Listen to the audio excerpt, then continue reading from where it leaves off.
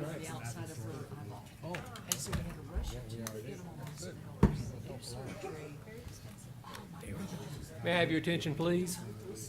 I'd like to welcome you to the June 14th, 2022 Johnson City Regional Planning Commission meeting. If you're here to speak later during the meeting about a topic, please raise your hand after I have opened the public comment and come to the microphone, state your name and address clearly, and speak only to the commission. You'll be given 3 minutes to speak. I'll now call the meeting to order. It is 6:01. I'll call on Commissioner Murphy to give us an invocation and a pledge of allegiance. Let us pray. Father, we thank you on today for bringing us together to discuss business of this great community. I pray that we are decent and in order, and the outcomes are pleasing unto your sight. We thank you and we praise you. In Jesus' name, amen. Amen. Pledge allegiance. I pledge allegiance to the flag of the United States of America and to the republic for which it stands, one nation, under God, indivisible, with liberty and justice for all.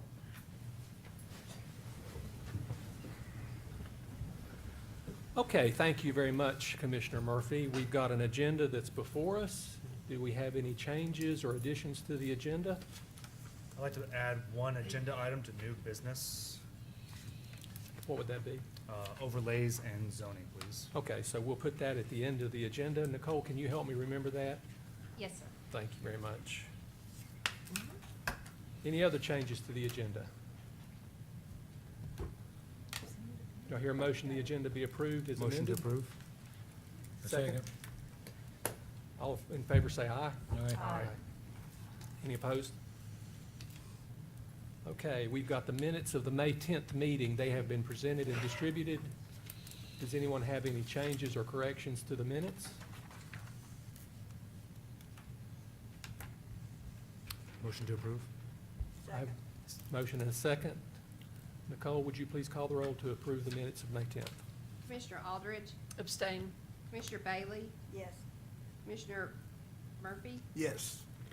I had pulled the wrong one. I'm so sorry. I'll just go down the line. Commissioner Pavlich. Yes. Commissioner Bailey. Yes. Okay, Commissioner Rhodey. Yes. Commissioner Whitfield. Yes. Commissioner Murphy. Yes. Commissioner Aldridge. Abstain. Okay, Commissioner Lockmiller. Yes. Chairman Dagenhart. Yes. Thank you. Okay, we've got one topic of old business. Peyton, I believe you're up to discuss that.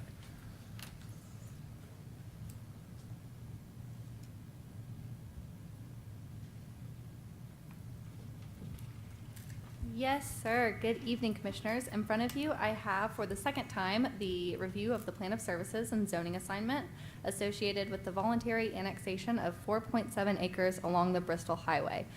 So this is the revised timeline because this was heard at the last meeting and deferred to subcommittee for further study. So as you can see on the Planning Commission box right here, it is now coming before you guys June 14th. And as it proceeds, it will follow this timeline now. And again, just a reminder, the request was for this 4.7 acre territory located along the Bristol Highway. The applicant was seeking a zoning assignment of B4, and the commission decided that it deserved further study at a subcommittee meeting. And I want to go over really quick the biggest topic of discussion at the subcommittee meeting, and that was buffers. And I know that that was also a really big topic of discussion at the original Planning Commission meeting. And kind of what we talked about was the fact that it's already going to require a type 2 buffer. And in order to enhance that buffer requirement or require any sort of a larger, more stringent buffer, it would actually have to be zoned something much more intense, like I2, so a heavy industrial use. And so after conversation at the subcommittee meeting, we determined that a zoning of I2 to get that heavy buffer was not the best use for this land, and that B4 in fact was an appropriate zoning district. And so just so you can kind of see what a type 2 buffer looks like, this is kind of a boots on the ground standpoint, and this is a bird's eye view of what that type 2 buffer would look like against that residential area. So again, the strategic subcommittee recommended the zoning assignment of B4 at their June 1st meeting. Staff recommends approval, and the request remains the same. And I'm happy to answer any questions that you may have. Commission, any questions for staff?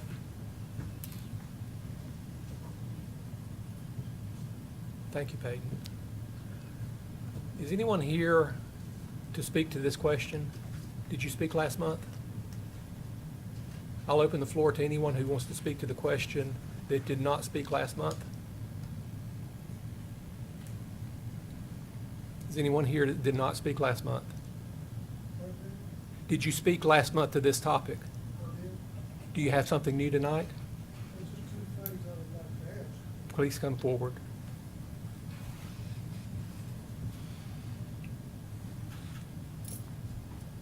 First thing, Could you state your name and address, please, Richard sir? Thomason, 1284 Austin Spring Road. Thank Sorry. you.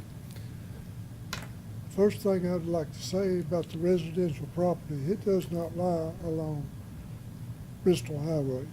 It lies behind the ridge, and you couldn't even see the property except Mr. Stover cut out the piece between his commercial property and residential property.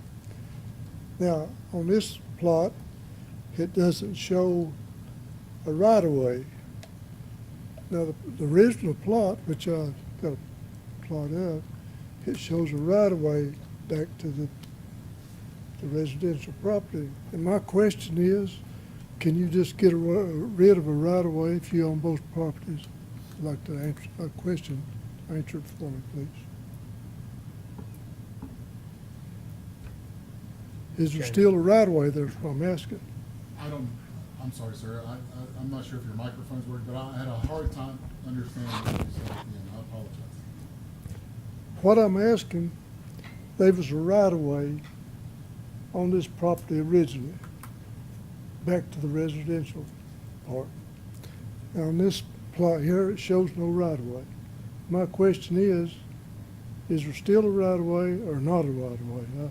Or can a property owner combine them and say no right-of-way? Peyton, would you like to, can you answer that for us, please? We'll take one at a time, if that's all right with you, sir. So in previous versions that I've seen of this piece of property right here, originally this was carved off as its own lot, and this piece back here was sort of a flag-shaped lot. This was a very, very old rendition of this piece of property that I've seen. I'm not sure the exact date or year on it, but since then, this has actually been combined into one lot. So I believe what he's referring to is sort of it wasn't technically right-of-way, but like I said, like a flagpole to get down to this piece of property. So, and like I said, since then, this has been combined to one piece of property, and so you access this through the Bristol Highway, and because it's one lot, you don't need any sort of. Yes, sir. You're saying that's no longer there. So it was Correct, not yes, a sir, real that's right the of way. version.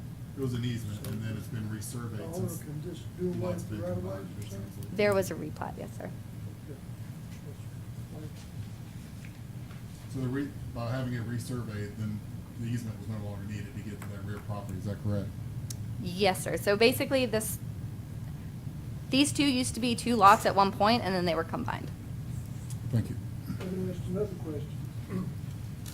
Since these two lots were combined, if he decides to sell it, you have to sell it as a whole. Based on the resurvey as one property, yes, sir. Okay, thank you. Yes, sir. Thank you, sir. Is anyone else new to speak to the question? Please come forward to the microphone and state your name and address.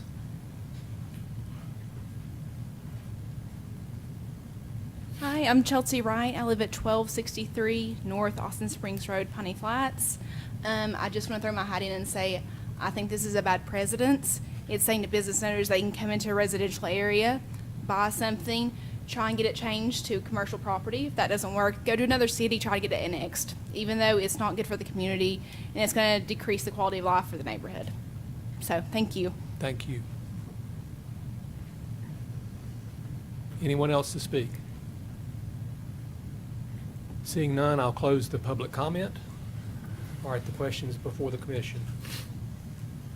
Peyton, can I ask you just couple other questions, if that's all right?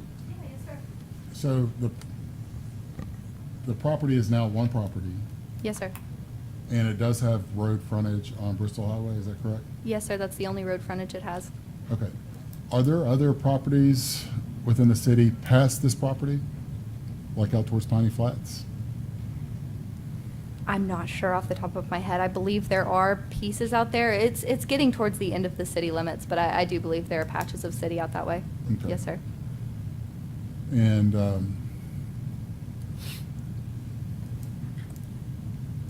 that's all for me. So we do have road frontage for the one piece of property Yes, sir. on Bristol Highway. Yes, this one piece of property only fronts Bristol Highway. Thank you. Is he wanting to utilize the whole entire property for his RVs or whatever? Yes, yes, ma'am. So, as I explained this at the last meeting, Timber, but you weren't here.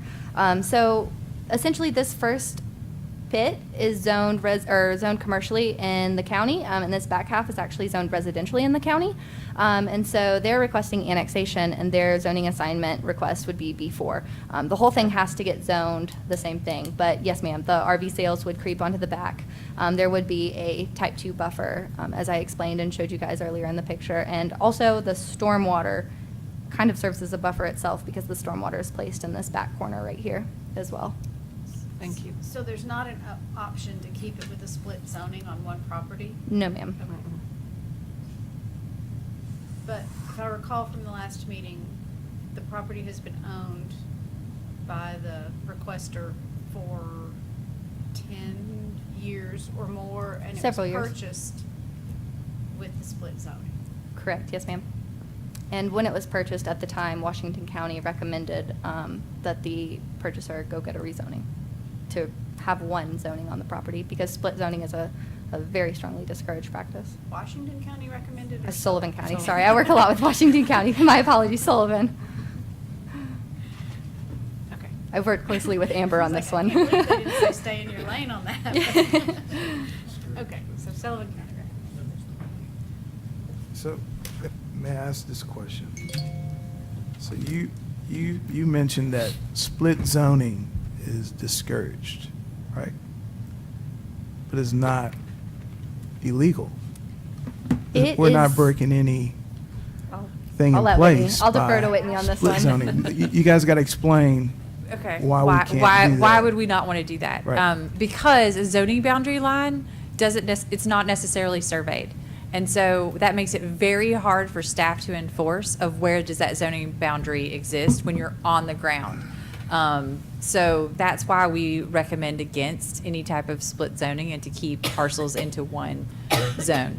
Not to say that like there are not developments around town that have different parcels that are zoned differently, or that there are different parcels around town that are split zoned, either through change or different policies at the time. Right. So I understand this is a sensitive matter on the floor tonight. Mm-hmm. We have a community who wants to preserve their neighborhood in terms of view and scenery, and East Tennessee is a beautiful place. And I understand that we cannot make binary conditions on the owner of the property to put in a certain amount of buffer. But going by there today, there is a clear view from the neighbors possibly here tonight to see these trailers, and seeing that is a concern to them. And so we have a piece of property that's along a business corridor. I mean, they're not out of pocket in location, because there's a business on one side, there's a business on the other side. I mean, it's all throughout the frontage. But what gives this property, why should we hold this property shackled to a neighborhood? So you got to ask both questions, okay? And so that's why we're here tonight. But if I was a neighbor and I was living in that neighborhood and I didn't have to look at those trailers, I would be okay. And so we have two parties here tonight. What are the chances that you guys can? I was just over there. It's a nice area in terms of the first house to the first trailer. I mean, it's a large area. What are the chances that you guys can work together and create a buffer so you don't have to look at the trailers? But we're just in a hard place of, no one wants to look at trailers, well, how can we help make that possible as a community? You see what I mean? And us not having a binary agreement to them, because actually, I mean, I hope that they would create a better buffer. That would make me feel good in terms of supporting them tonight. So I know I said a lot, but hopefully I articulated the emotions and the struggle that we face as a community tonight. Whitney, just for clarification, Mr. Stover has to put up a buffer, right? A type He's- 2 buffer? He has to put up a type 2 buffer in order to regulate anything that it would, as Peyton said, in order to regulate anything that would be a greater buffer, the zoning district would have to be more intense. Right. Which would open it up to other uses that may not be as because it would be heavy industrial, and that is not as compatible to what is. But if the type 2 buffer is what she put up on the screen, that looked like it was like 3 or 4 tree depth, deep. It looked like a pretty good buffer to where no one would be able to see what is going to be in front of them. I guess my point is, that is in the district, the business district. And if Mr. Stover doesn't do something with it and he sells it, somebody will probably come in there and do it. So I agree with Commissioner Murphy in the fact that it would be nice if they could come together on the buffer, but I still think that the type 2 buffer is probably adequate for what we're talking about. And I know we had a zoning map that showed the area along Bristol Highway at our last meeting. Do you by any chance have that? Are there other residential properties that front the Bristol Highway? Would this be the only residential, if we went with a residential zoning on it, would this be the only residential property fronting Bristol Highway, or are there others? Do you want to build the zoning map? I didn't see, it's all business Yeah. through that corridor. I think it is. But there's some vacant spots, because that one's vacant. So there's some other vacant Oh. But lots we don't in know the how area. they're We don't know, zoned. that's why I'm asking what the Because zoning a lot of that's is. in the county. Right. So, Commissioner Lockmiller, I think that this might be what you were referring to. And so what you can see here is that, yes, you are correct. In Sullivan County, there is some residential property along the Bristol Highway. This property is vacant and would pretty much have to come before their county commission to get a rezoning for that as well. The Bristol Highway is a heavily traveled road and would not necessarily be the best place to put residential. It's a commercial corridor. So is everything around this property Sullivan County, and this would be just a single piece of property that would be in Washington County? No, and this is in Johnson City. Right. No, it's adjacent to Now I'm city. doing it. I know. It's adjacent to city property. So is the yellow property, So everything that's colored right now that you can see, that's county. That's all Washington of this County. gray, that's Sullivan Sullivan County. County.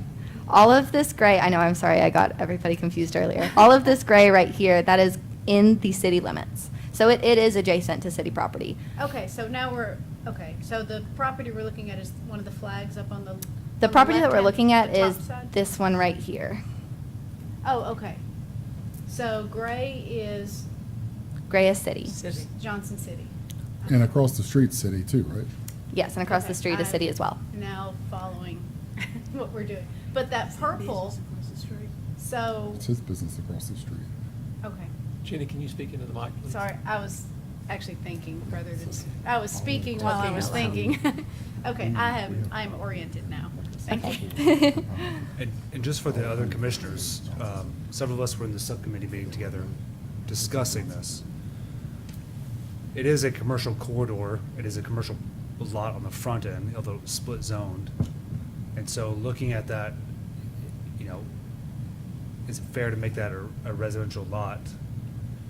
It's not really fair to the applicant. If we make it a commercial lot, what does that look, or a commercial zone, what does that look like? And so we're looking at all the different uses of different zonings that we could use and trying to find the most uninvasive, is the best term to use. Least intense use that wasn't gonna include manufacturing. So if the applicant ever does sell it, does someone put in a factory or a junkyard, or, they could put in anything. So try to find the most least intense use for this. And that's how we, as the subcommittee, settled on the B4 zoning. It was the lightest use for the land. So the property owner would also have the option, if we required a residential zoning, we haven't even discussed a residential zoning, but it could easily become a multifamily residential complex, if that was the direction that it went. Because this is coming in as an annexation request, that would not accommodate the applicant's use. They could not use the land that way, so Right. that would not be a He's request. requesting both as a package, the there's only rezoning and the land use as a package. Right. Yes. Yes. Sorry, I'm not making myself clear today. Okay. Any other questions for staff? Jamie, did you have a question? No, I'll just say this, as we look at the request for annexation, I think not only are we tasked to look at what it does for the people here in the audience who are saying that why they don't want it, we also have to look at it from the interest of the citizens of Johnson City in terms of what is best for the citizens of Johnson City as well, and how it would impact the city of Johnson City. So, always, as Commissioner Murphy said, we have to look at it through several lenses. That's an additional lens we need to look at it through as well. And again, we're just looking at land use here, not always politics. So whatever we decide here today, if we decide to move forward with this, there's still another hurdle to go to the commissioners. And then they can make that decision based on other things other than land use. So that's all I'd like to say. And go ahead and make a motion if you're ready. I am. I'd like to make a motion, please. I'm going to make this a three-parter, Nicole. So motion one, first part of the motion to approve the voluntary annexation. Second part would be to approve the plan of services, and the third part would be the zoning assignment of B4 to the city council. May I ask a question? Is there not a presentation, are we going to have different presentations according to the agenda, or are we just lumping everything together out of order of the agenda? So I think they're going to present. For Commissioner Murphy, for tonight, everything is kind of lumped together Okay, it's lumped in together. one thing, and then Okay. it splits out when it gets to city commission. But for tonight, this is the only item like this on the agenda. Okay, gotcha. Okay, we've got a motion on the floor. I'll second it. You have a second. Discuss the motion. Any discussion? Nicole, would you please call the roll? Yes, sir. Commissioner Aldrich, Yes. Commissioner Bailey, Yes. Commissioner Murphy, Tonight I want to explain why I'm changing my stance. And the reason is, after my visit today and seeing the frontage of the corridor, it made only sense that all agree. And after weighing and listening to our neighborhood here who's frustrated, I understand what you're going through because you don't want to look at trailers. But it's so much that we can do as a commission to delay that, because as it has already been stated here, somebody can come in and build an Amazon, little mini Amazon office or something. I mean, people are flocking here to develop. And if the worst case scenario is the trailer lot that doesn't really, he hadn't even used the fullness of the property, there's a good buffer there with a lot of potential to grow a lot of big stuff so you never have to see the trailers. So this is like a worst case scenario that I see for that property as is, because something's coming. You can tell him no, he can sell it, something is eventually coming.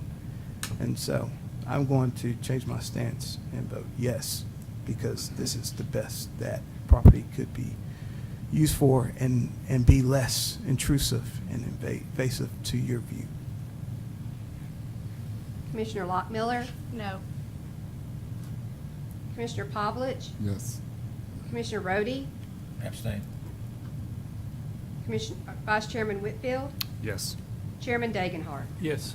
Motion has approved for recommendation for annexation, plan of services, and zoning to B4. Thank you, everyone. Okay, we have our first item on new business, Suncrest Townhomes. Who's speaking to that? Whitney, is that you?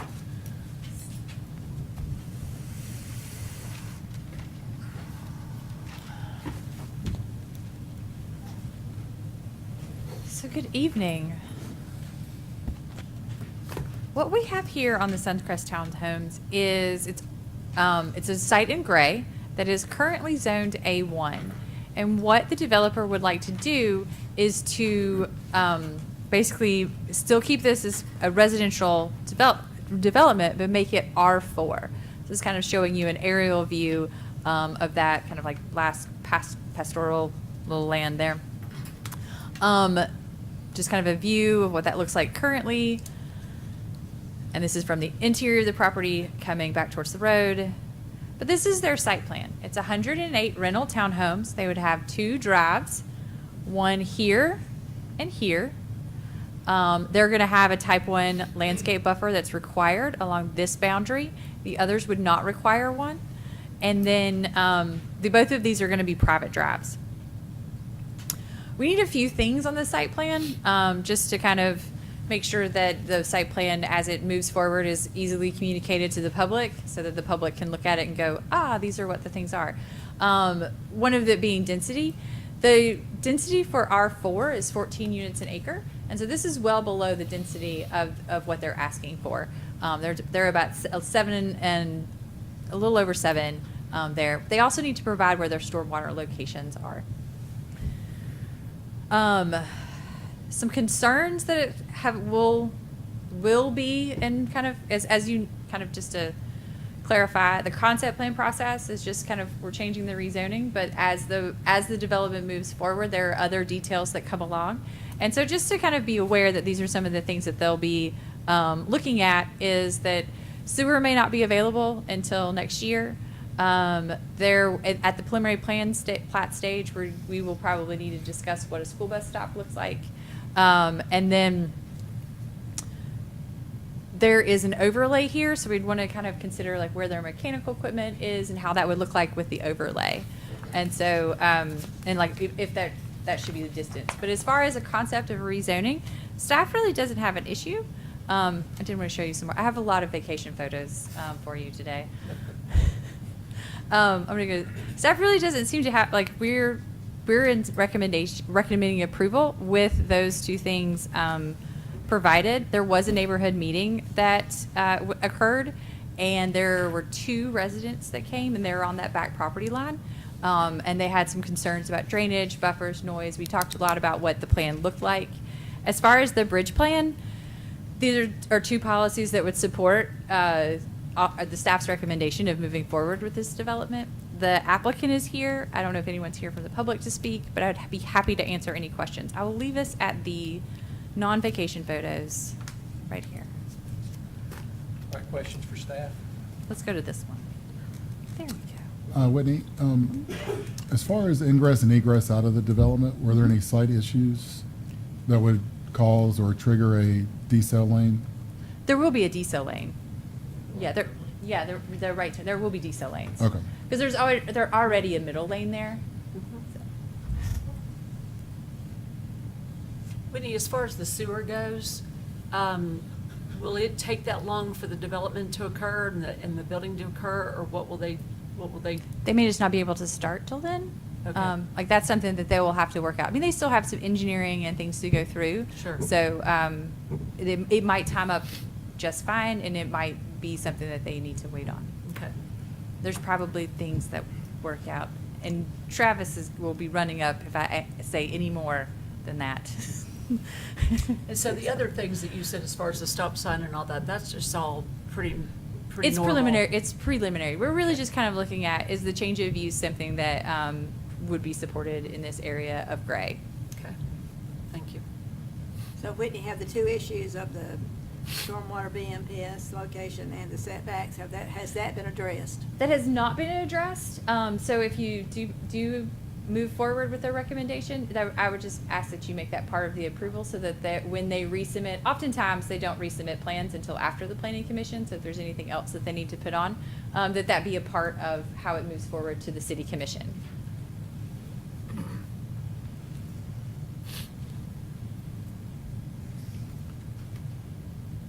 Thank you, Whitney. I'll open the floor for public comment. Is anyone here to speak to the question? Please come forward and state your name and address at the podium. Limit your comments to 3 minutes, please. Sir, thank you. My name's Bruce Early, 1294 Gray Station Road. I'm on the western boundary there. On the schematic, I'm number 5, lot 5. I don't know, is the developer in? Okay.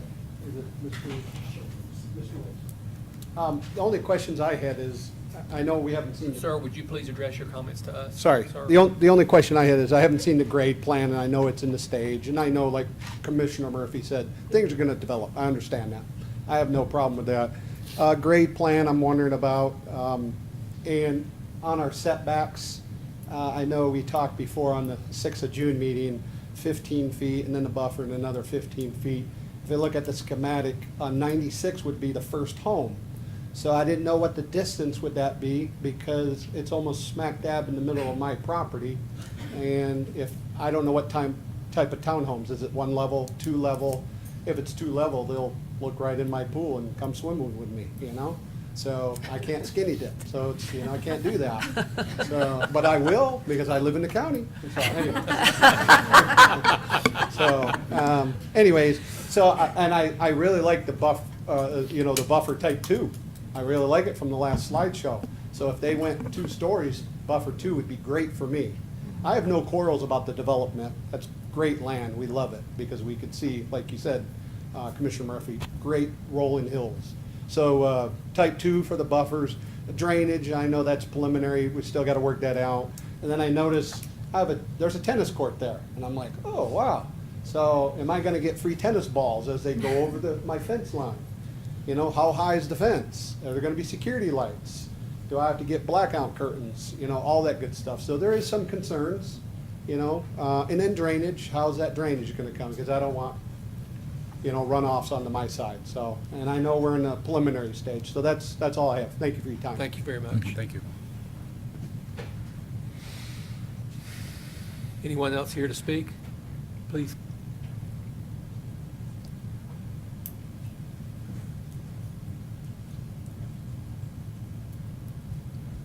Mr. Chairman, City Commissioner Murphy, members of the commission. My name is Danny Sales. I live on Delmer Salts Road. I'm not adjacent to this property, just across the old Gray Station Road from it, down Delmer Salts Road. Probably within 3 to 4 tenths of where this property starts, and less than a half a mile of where the egress or in the exits to this subdivision would be. I have 3 items I'd like to discuss, and I don't have any problem with what Joe's trying to do in the development. I've been in Gray for 69 years now, and it's changed tremendously, as most all of us know. But there are some things that I think are important, not only here, but other parts of the county as well. The first one I'm reluctant to talk about, but I think it's important. When I saw the signs up, they were already down that a rezoning was proposed for this property that I call the Harrison property. I had to stop to actually check and see if the phone number was actually the main number for the planning office. I, in turn, began to call the planning office just to ask some questions about several developments around there and what was going on. I called about 8 times over about 2 weeks and never got a phone call answered. I actually left a message on Friday and had not gotten the call returned. Now, I'm not really complaining, and that's not a huge issue.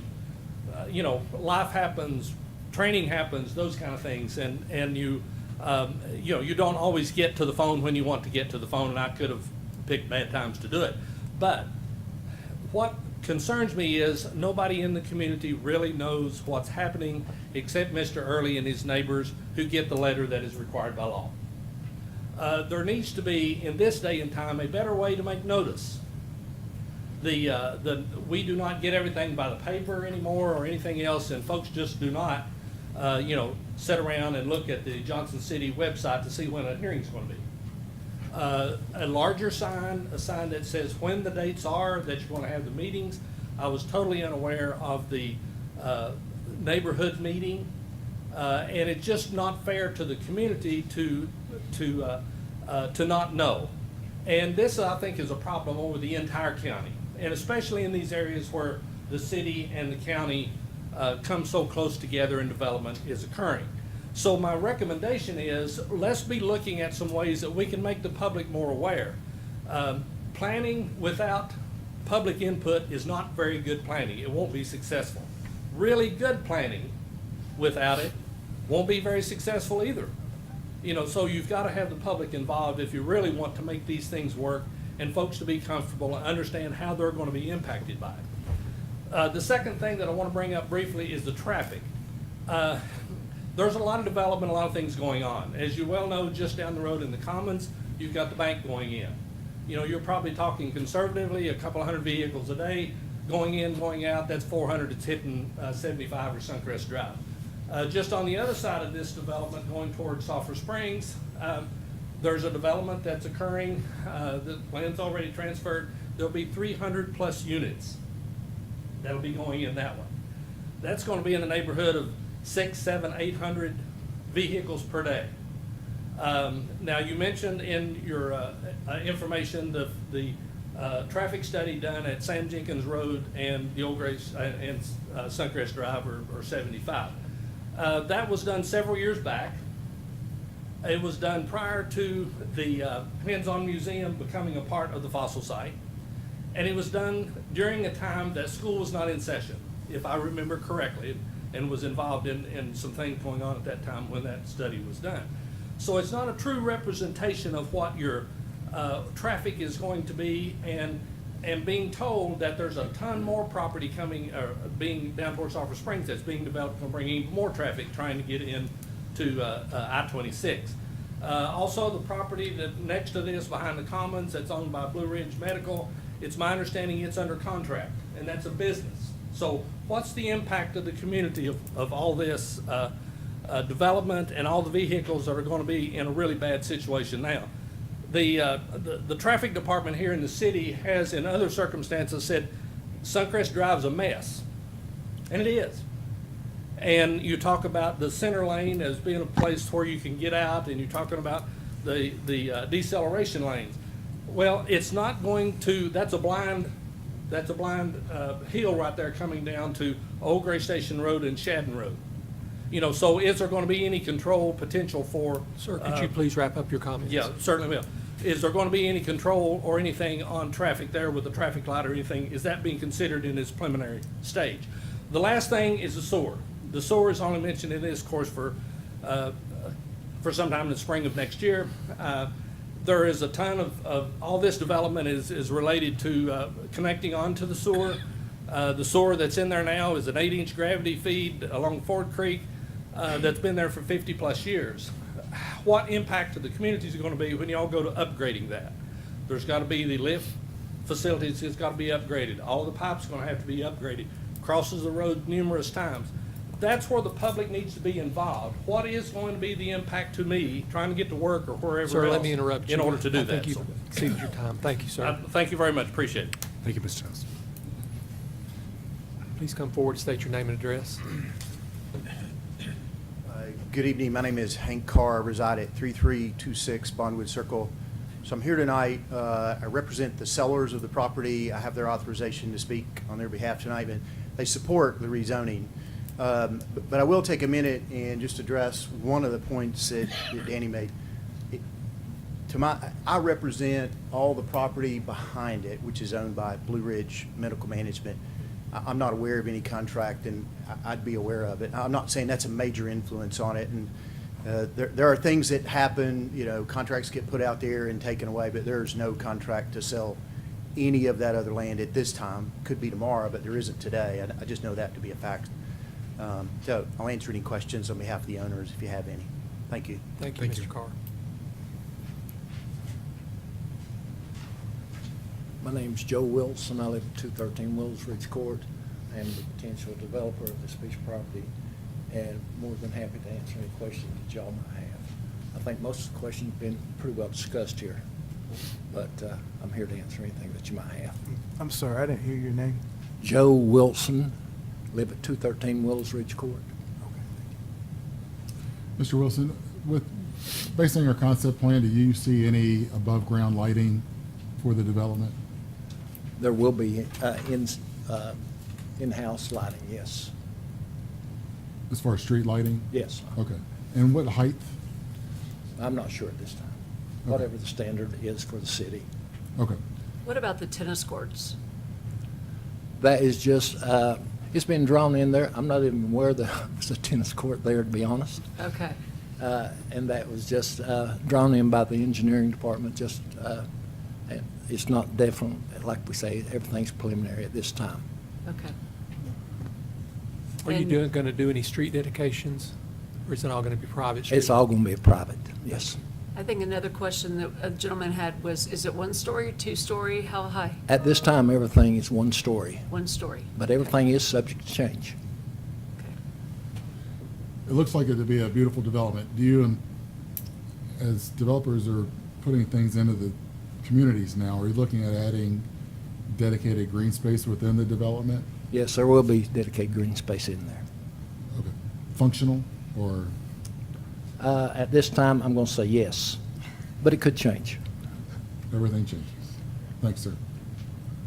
And this is just a random question. Are there a lot of trees currently at the No. property? No.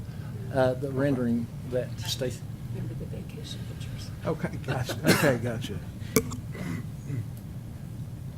there's very minimal amount on the right-hand corner there on Suncrest. Thank you, Mr. Wilson. Okay, thank you all. Anyone else to speak? I had one more question for Mr. Wilson.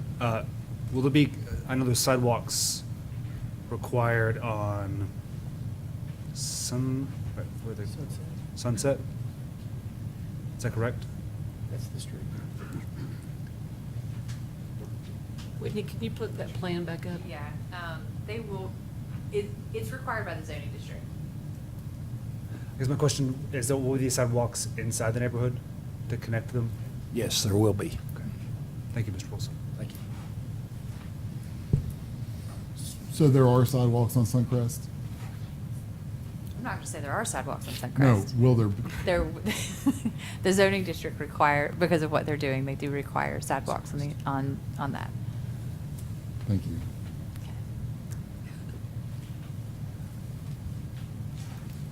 I have another question. As far as road improvements to Suncrest, are those funded through city, state?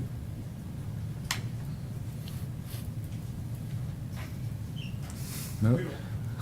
Nobody wants to answer that one.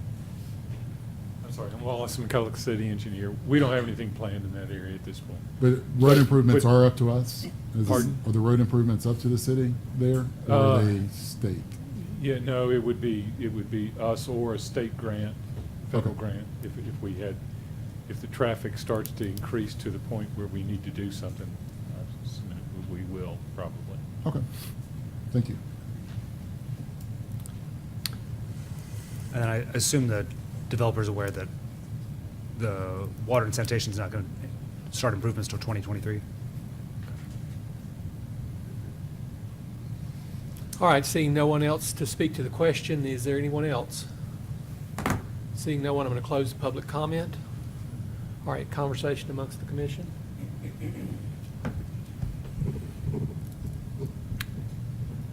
I guess I'll make it a motion. Motion to approve the application for rezoning of A1 to R4. Second. Don't we need to have the stormwater Yeah. and setbacks put in that motion? You want to amend the motion? Do I need to amend the motion? I would prefer it if you did. Do you prefer it? I'm going to amend the motion to approve the stormwater and setbacks. To prepare and present the stormwater and setback design standards. As presented by the staff, correct. Second.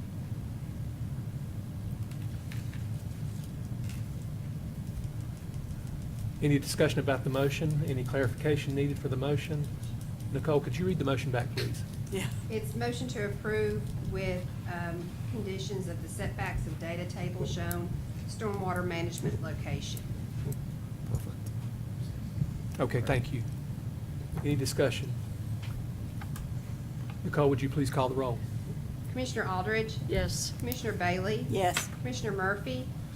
In making this decision, it's important that we as city leaders and officials, we prepare the infrastructure.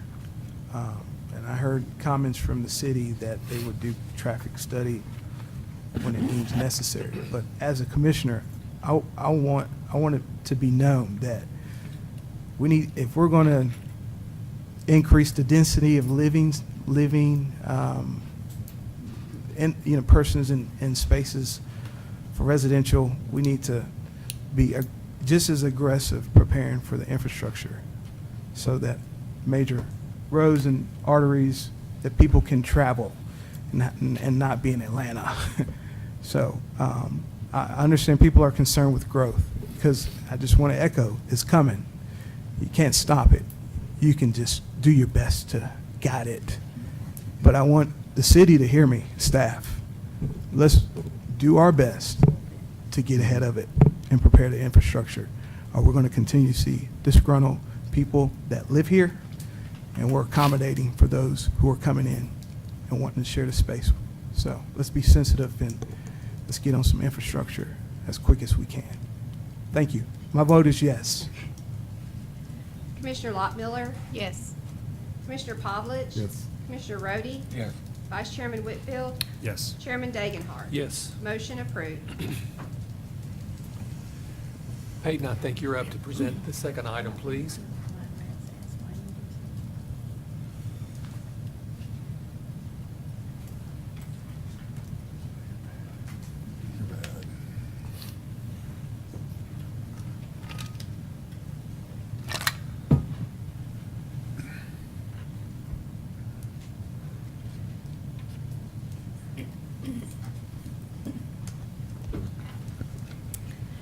Good evening, Commissioners. In front of you, I have rezoning 1094, which is a request at 2162 South Roan Street to go from B4 to RP5. So I want to take a minute and start out to acknowledge the fact that this rezoning is a part of a much larger project. This is associated with the John Sevier Center, which is currently owned by the JCDA. So I have a brief timeline over here to the side for you guys. Just again to show you kind of where this rezoning fits along this whole process. So the Johnson City Development Authority acquired the John Sevier Center shortly after LHP Capital was selected as the development partner. And then again, shortly after that, LHP Capital was actually asked to take over management. And most recently, on March 24th at City Commission, the City Commission voted to enter into a partnership with LHP Capital on this specific site, 2162 South Roan Street. So that's kind of what's happened to get us to this point. And now we're at a point where we need to have the land use and zoning conversation.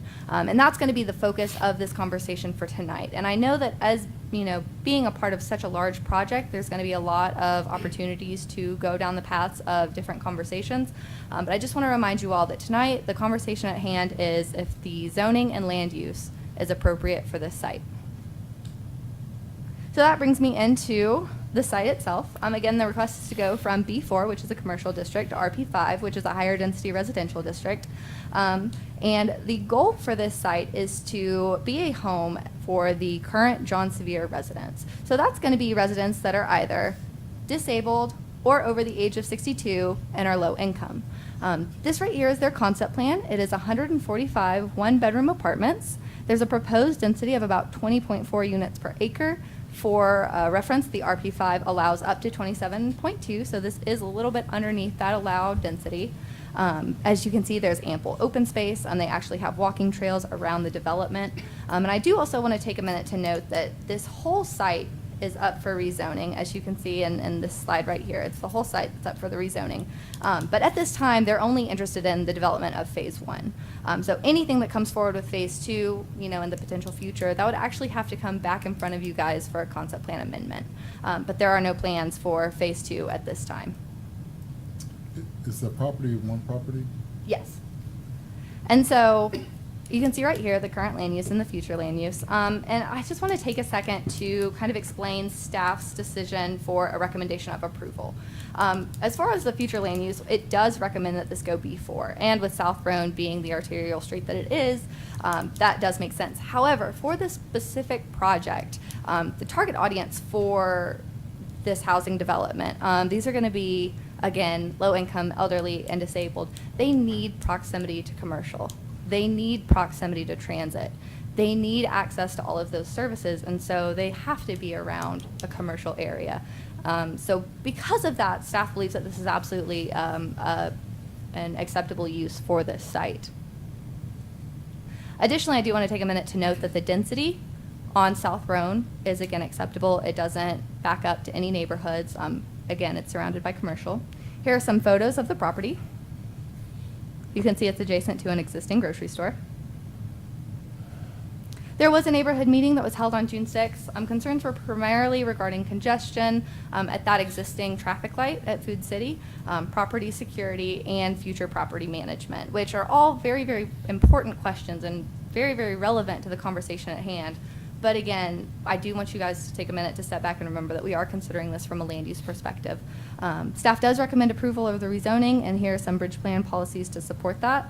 And I am here to answer any questions that you all may have, and I know that there are definitely members of the audience here to speak on this item tonight. And you mentioned a couple of my concerns. One is transit. A lot of these individuals will need mass transit. So will there be stops? Will there be buses available for this particular development? Yes, sir. As noted in your packet, there is an existing stop right across the street for the red line. Can we put that on the other side of the street? That is absolutely a conversation with transit that I'm sure that we could engage in, but I don't want to answer for them. Or actually even a stop within the development itself would probably be better. Right. Yes, sir. And then I think that, Jamie, just like you hit on, that's absolutely a part of the conversation as we proceed forward, and staff and the partners and the applicant and, the city as a whole acknowledges, these conversations that we do have to have. And existing, it is already close to transit. And so those will definitely be at the forefront of considerations moving forward. I know that the John Sevier Center also uses a lot of the downtown services that are funded through churches and other things. How will those individuals and how will the church still provide for their mission, as well as the individuals get that support that they need that's not going to be next door? Right. Again, I think that's something that is going to be at the forefront of these conversations we're going to have.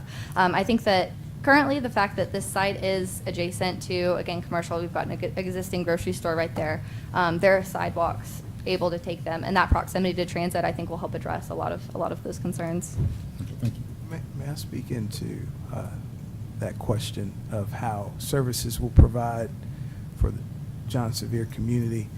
As one who works in that line of work, we have colleagues who run organizations who are committed to work with volunteers such as yourself to deliver food boxes and to be those transportational means to get our neighbors in need to the organizations who can help.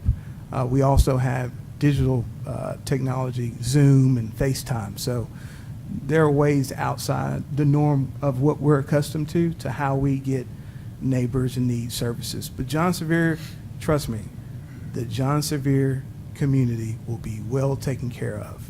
And this move right here gets them out of a building that is just going down the drain. It's unsafe. It's not all the way clean. Not everything works. And whatever we can do to put them in a better living situation with green space so that they can experience life such that we have. So, but organizations will come and support. Good. Peyton, I would encourage the ones that you're speaking with to be sure and put the area agency into your talks, because they deal with homebound older adults and deliver many, many services to them. And even at this time they are, but they definitely need to be a part of your conversation. Right. Yes, ma'am. Any other questions for staff? Thank you, Peyton. I would just like to make one comment. Although there will be sidewalks within the development and probably on the front of that development, it would be great if we could have some connectivity to the other businesses surrounding there through sidewalks. It's the existing sidewalks? Yes, sir, they'll connect. All the way up to the red light? I don't know off the top I'll of my answer that head. for you I now. don't know how far it goes. I'll answer for you. But it will connect to the existing sidewalks, yes, sir. Thank you. Okay, I'm going to open the floor for public comment. How many people are here to speak to the question? Just, okay, several. All right, if you'll take one at a time, please come forward to the microphone, state your name and address, and I'll please limit you to 3 minutes.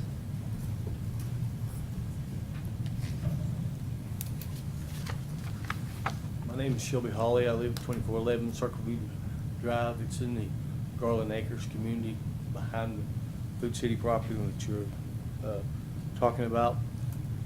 The area has seen safety issues. And what we know for a fact, some of the safety issues that John Sevier has had is because of the homeless and the interruptions they have with those.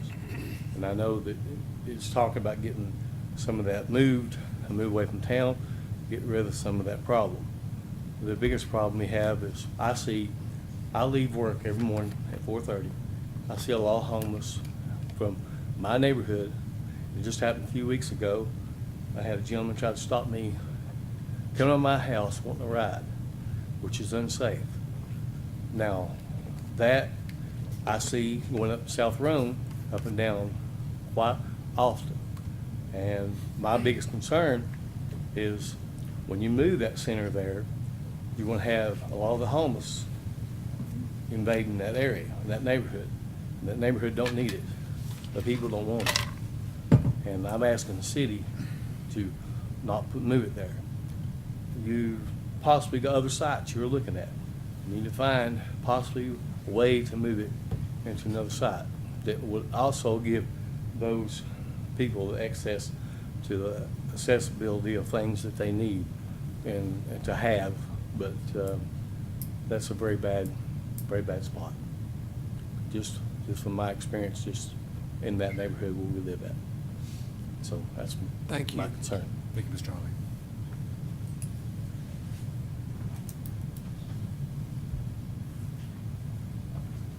Hello, Rachel Hawley, 2411 Circleview Drive. And for the same reason as my husband, we are already seeing numerous homeless people. And it's in the daytime. I don't feel safe even going out in my front yard. There's a business behind Buffalo. I saw a bunch of homeless people going up through there with buggies, with tons of duffel bags. It's just, I understand it's downtown, but we see a lot of it too. And I know that homeless and the residents, you know, I know that they go to probably eat together, and I know that has been a big problem at John Sevier, is homeless people breaking in and sleeping in the lobby. And one tenant said they had machetes, they do drugs, feces in the floor. And I understand that the John Sevier is an old building, but you're getting ready to take it and make it new again. So what is the problem with leaving it where it is and leaving John Sevier tenants where they can go eat and where they can pick up the things that they need? Also, I won't go into it, but I looked at some newspaper articles from Johnson City Press, and I think it's for Phil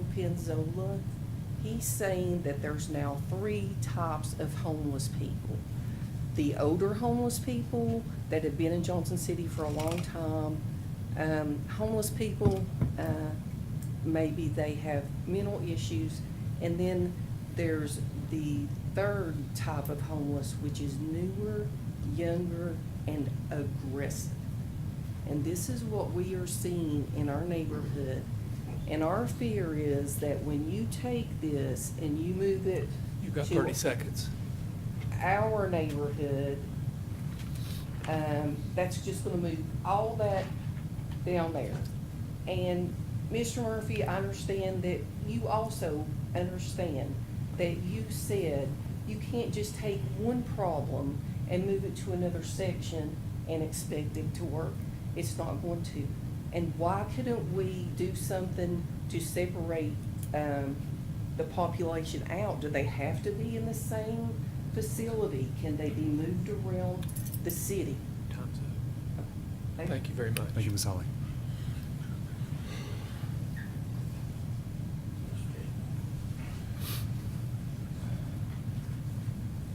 Hi, my name's Jamie McGill. I live at One Lynn Terrace Court, also in Garland Acres. So I'm here tonight on behalf of our neighborhood. It is an older neighborhood. It is in South Johnson City. We are concerned about this move for several reasons. One is that it is some things that's been mentioned here, the intermingling with the homeless community. The other concerns are that it's a high-density residential setting, and we have several that are already around us over that, in that direction. It seems like we're kind of inundated with those, high-density areas over there on Plymouth Road.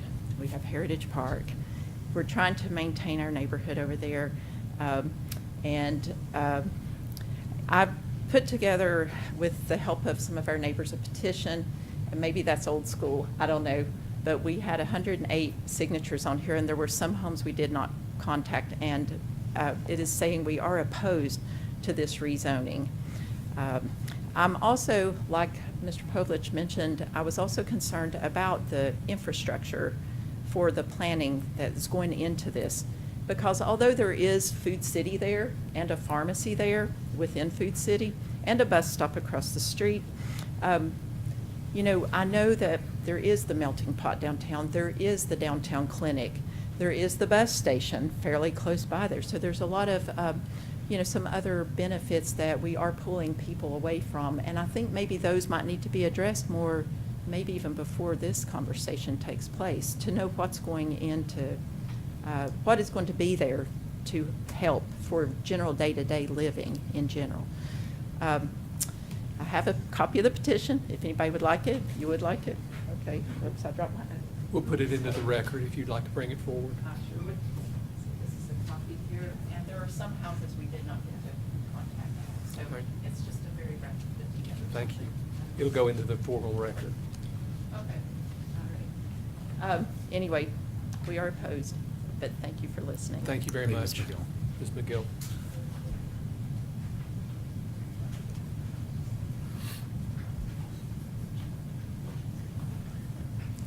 This is my daughter Hannah. She's my little shadow. You won't see me without you see her too. She happens to be 25 years ago. We moved to Johnson City to Garland Sorry, Acres. can you state your name and your address, please? Caroline Hood, 300 Bonita Drive in Garland Acres. Thank you. We moved here 8.5 years ago. Garland Acres is a beautiful, little, quaint subdivision. Very nice. Yes, we have had in the past recent some problems with the homeless, to be sure. And my solution has been a 6-foot-high privacy fence, dogs, and what have you. But I am not so much addressing that is this John Sevier being moved down here. I sat here and looked in the article, and there have been, this is from 799 calls to the police for incidents. Now, they say the majority of the crimes doesn't necessarily involve the residents at the center. It's just, there are a lot of times they're the victim or whatever, but wherever that little center is, there's crime. 799. Now, some of them are drunkenness or just, quote, simple assault, theft, burglary, forcible rape, forcible sodomy, robbery, reckless endangerment, liquor law-related violations, theft, simple trespassing, that was only 55. But it goes on and on. Now, they're talking about building, what, 3 buildings or something like that, and then in phase 2, and they're saying, but we have to readdress that. The fact that there is a phase 2 tells me phase 2 is coming. As long as phase 1 happens, there will be a phase 2. So we're going to multiply that 8 times 3, 2,400 calls to the police station. Hannah and I, when we go on our walks, that is not the kind of neighborhood we signed up for when we moved here 8.5 years ago. I just think this is not fair to our subdivision. 30 seconds. And now I have to shut up. So I just wish you would take that into consideration. When we bought the place, it would not, this wasn't a problem. Now you're devaluing my property and going to make it impossible to sell because there's going to be 2,400 crimes right next to me. I don't appreciate that at all. Thank you. Thank you. Let me waddle up here. My name's Thomas Cook. I live on 2400 Hilton Lane, which is in Garland Acre subdivision. And I'll preface what I want to say with a little bit of history that I spent 36 years of my life working with substance abuse, homelessness, and mental illness. So when I write a letter to somebody, they come back to me saying, oh, they're not homeless. I know they're not homeless. I know the people that are in John Sevier are not homeless, or they wouldn't be there. They are some sick folks, there's some just old folks, some poor folks. I understand that. I've cooked at the melting pot, I've fed these folks. I've delivered food from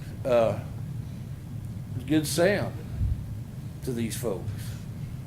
But I've also went into that building to treat patients that I were seeing and seen other non-residents and residents laying in the hallway with needles in their arm, staggering around, passed out. And I know that the issue here isn't the homelessness. The issue is what attracts the homeless folks to them, to a different area. South Roan Street, everything that you have tried to do to revitalize South Roan.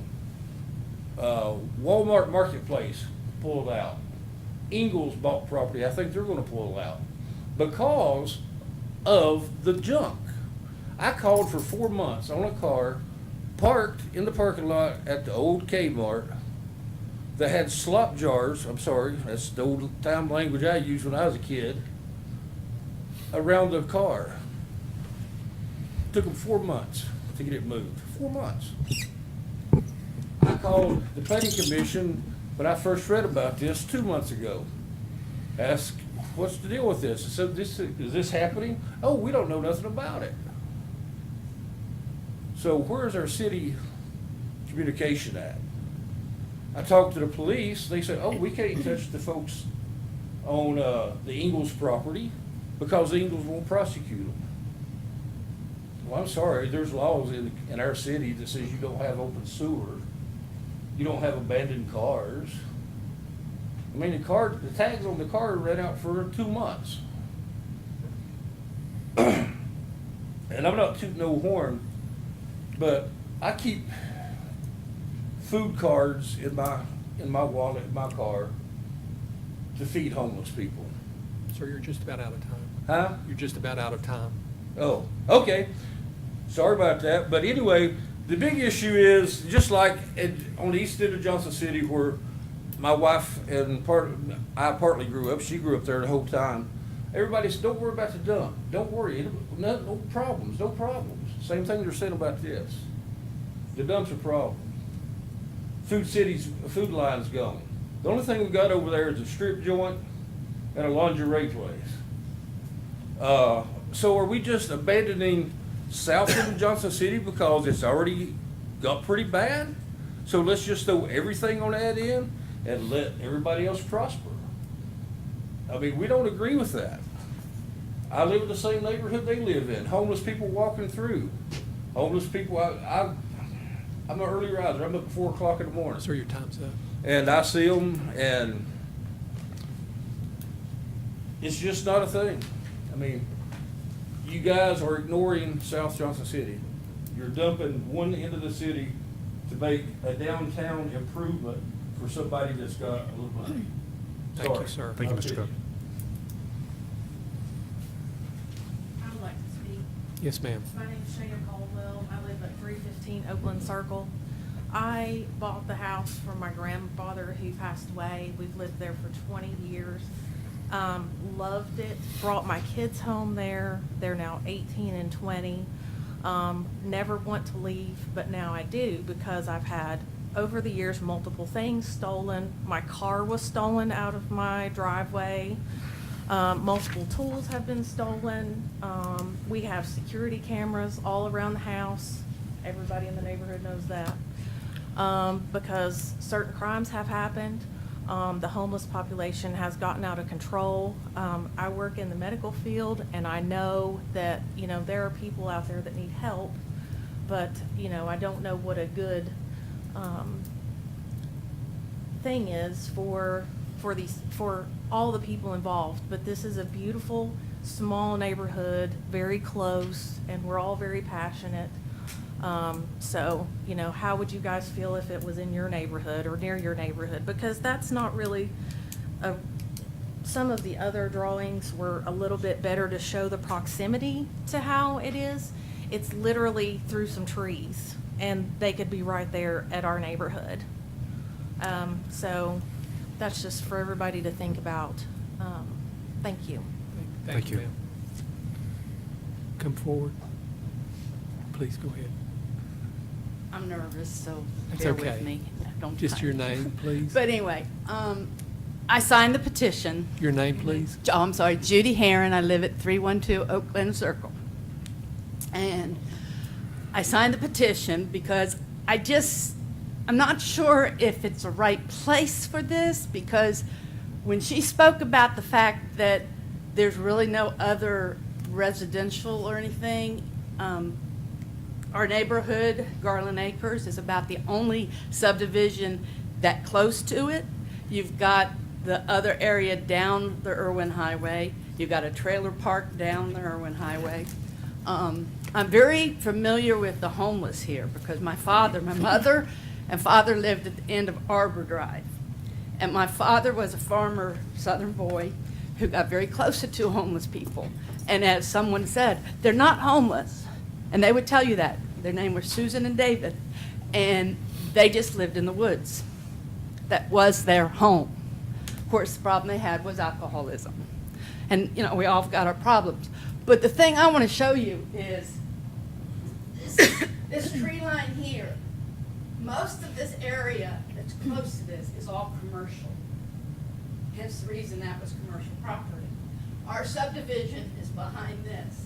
These are all commercial properties. My cliff, my backyard, I have no neighbors, except here and here. My backyard is a cliff that was cut away by the railroad, which runs right here. Guess what the homeless use? The railroad. Guess where they go? Buffalo Mountain. Okay, because you kicked them out of downtown. They're in Buffalo Mountain now. Don't ever take your kids up there. Could you come back to the microphone? Don't ever take your kids up there anytime, because that's what you're going to find. And then they live behind Kmart. Kmart's been abandoned for how long? Has the city looked for anything? I know it needs a lot of repairs. It's got some kind of sinkhole or something that they keep telling us, but there's no business coming in there. This is a commercial side of town. The only real residential close to this is that. Now, I was at the neighborhood meeting, and saw the developer. Great development. And if the management will stick to their guns, keep people from visiting that aren't welcome, and not let it run down like John Sevier does, I'm all for it, because it will help people. It will. 30 seconds. It will help people. But again, I was awoken at 3 o'clock in the morning by a guy knocking on my door. I sleep in the recliner because I work 2 jobs. Knocking on the door, telling me to let him in. I'm like, no hell, I'm not letting you in. Get up the next morning, there's blood all over my door. He was cut. The police arrested him down on the corner near your house. No, down on the other corner, near his daughter's house. The police do try. I would like to see the city offer us a chance to have a neighborhood watch, because I feel this is a done deal. I mean, we're not going to win anything, but we need a neighborhood watch. We need to have fence row, because where you see those trees, there's a commercial property. You know what he has back there? Old cars. Ma'am, your time's up. Now, what I'm do you sorry. think's going to happen with the homeless? Those old cars are going to be slept in. Thank you. Thank you. I just would like to see the city do a little bit more for Southside. Thank you very Thank you. much.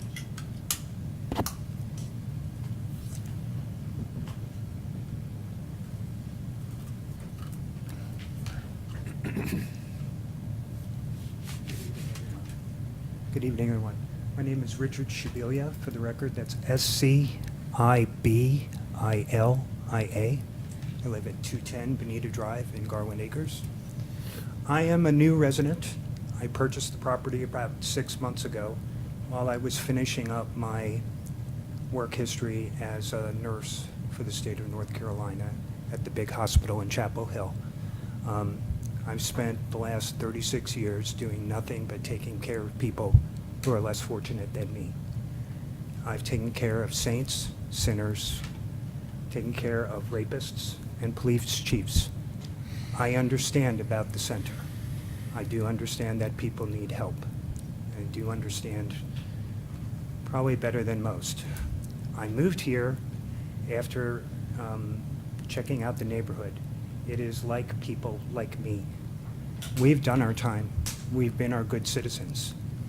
Now it's time for us to have a safe place to rest and be with our families.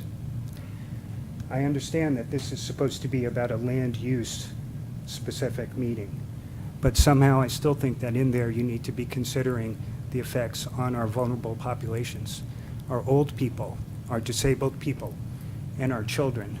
No one has mentioned that 2 blocks from my house is the Ashley Academy, where children are there every day. And now you're talking about moving a population that needs a lot of help within a half a mile of them. There's been no talk of how the police force will change, how they'll be redeployed, how they will help us. All I hear are stories now about how the walls are closing in on a community that I was really hoping I would be a safe person in a town that really seemed to care about its citizens. Ronald Reagan once famously said, the words that should terrify most Americans are, I'm here from the government and I'm here to help you. Well, I know you can't fight City Hall, but I came here, obviously it's not easy for me to be here, but I came here to throw an impassioned voice. Please, I know you're trying to take care of a large community, but please don't do it at the expense of old people and children and people who've been here their whole lives, who are simply trying to raise their families and get to a place where they can rest and love God and themselves and their families. Please, when you're considering the land use, please consider those things. It hurts my heart to have to come here and even say that. You folks come to serve the city. I'm part of the city now. Please serve. Thank you. Thank you very much, Mr. Shibilia. Any other person here to speak to the question? Last call. Seeing none, I'm going to close the public comment. Sorry, did you have a? I just have a point of order. Is there a motion on the floor? No, ma'am. Okay, so will there be opportunity for public input when there's a motion on the floor? This is public input. Please come forward. Good evening. I'm Patricia Oldham, and I am the Executive Director for the Johnson City Development Authority and Connect Downtown Johnson City. Thank you so much for your time this evening, and I also definitely want everybody in this room to understand that I certainly appreciate your concerns. I share your concerns as far as homelessness and some of the things that are going on in our community. This is my hometown. I remember when South Johnson City was developed. I used to go eat in the restaurants that were in South Johnson City. I shopped in the grocery stores that were in South Johnson City, and I had a grandparent who lived there. I also have had children who have attended school in that area, and my children today spent time in that neighborhood, and they will be there again tomorrow. I care very deeply about that. That is me as an individual, and we certainly understand. And as I look at South Johnson City, there is ample opportunity for lots of things to occur over there.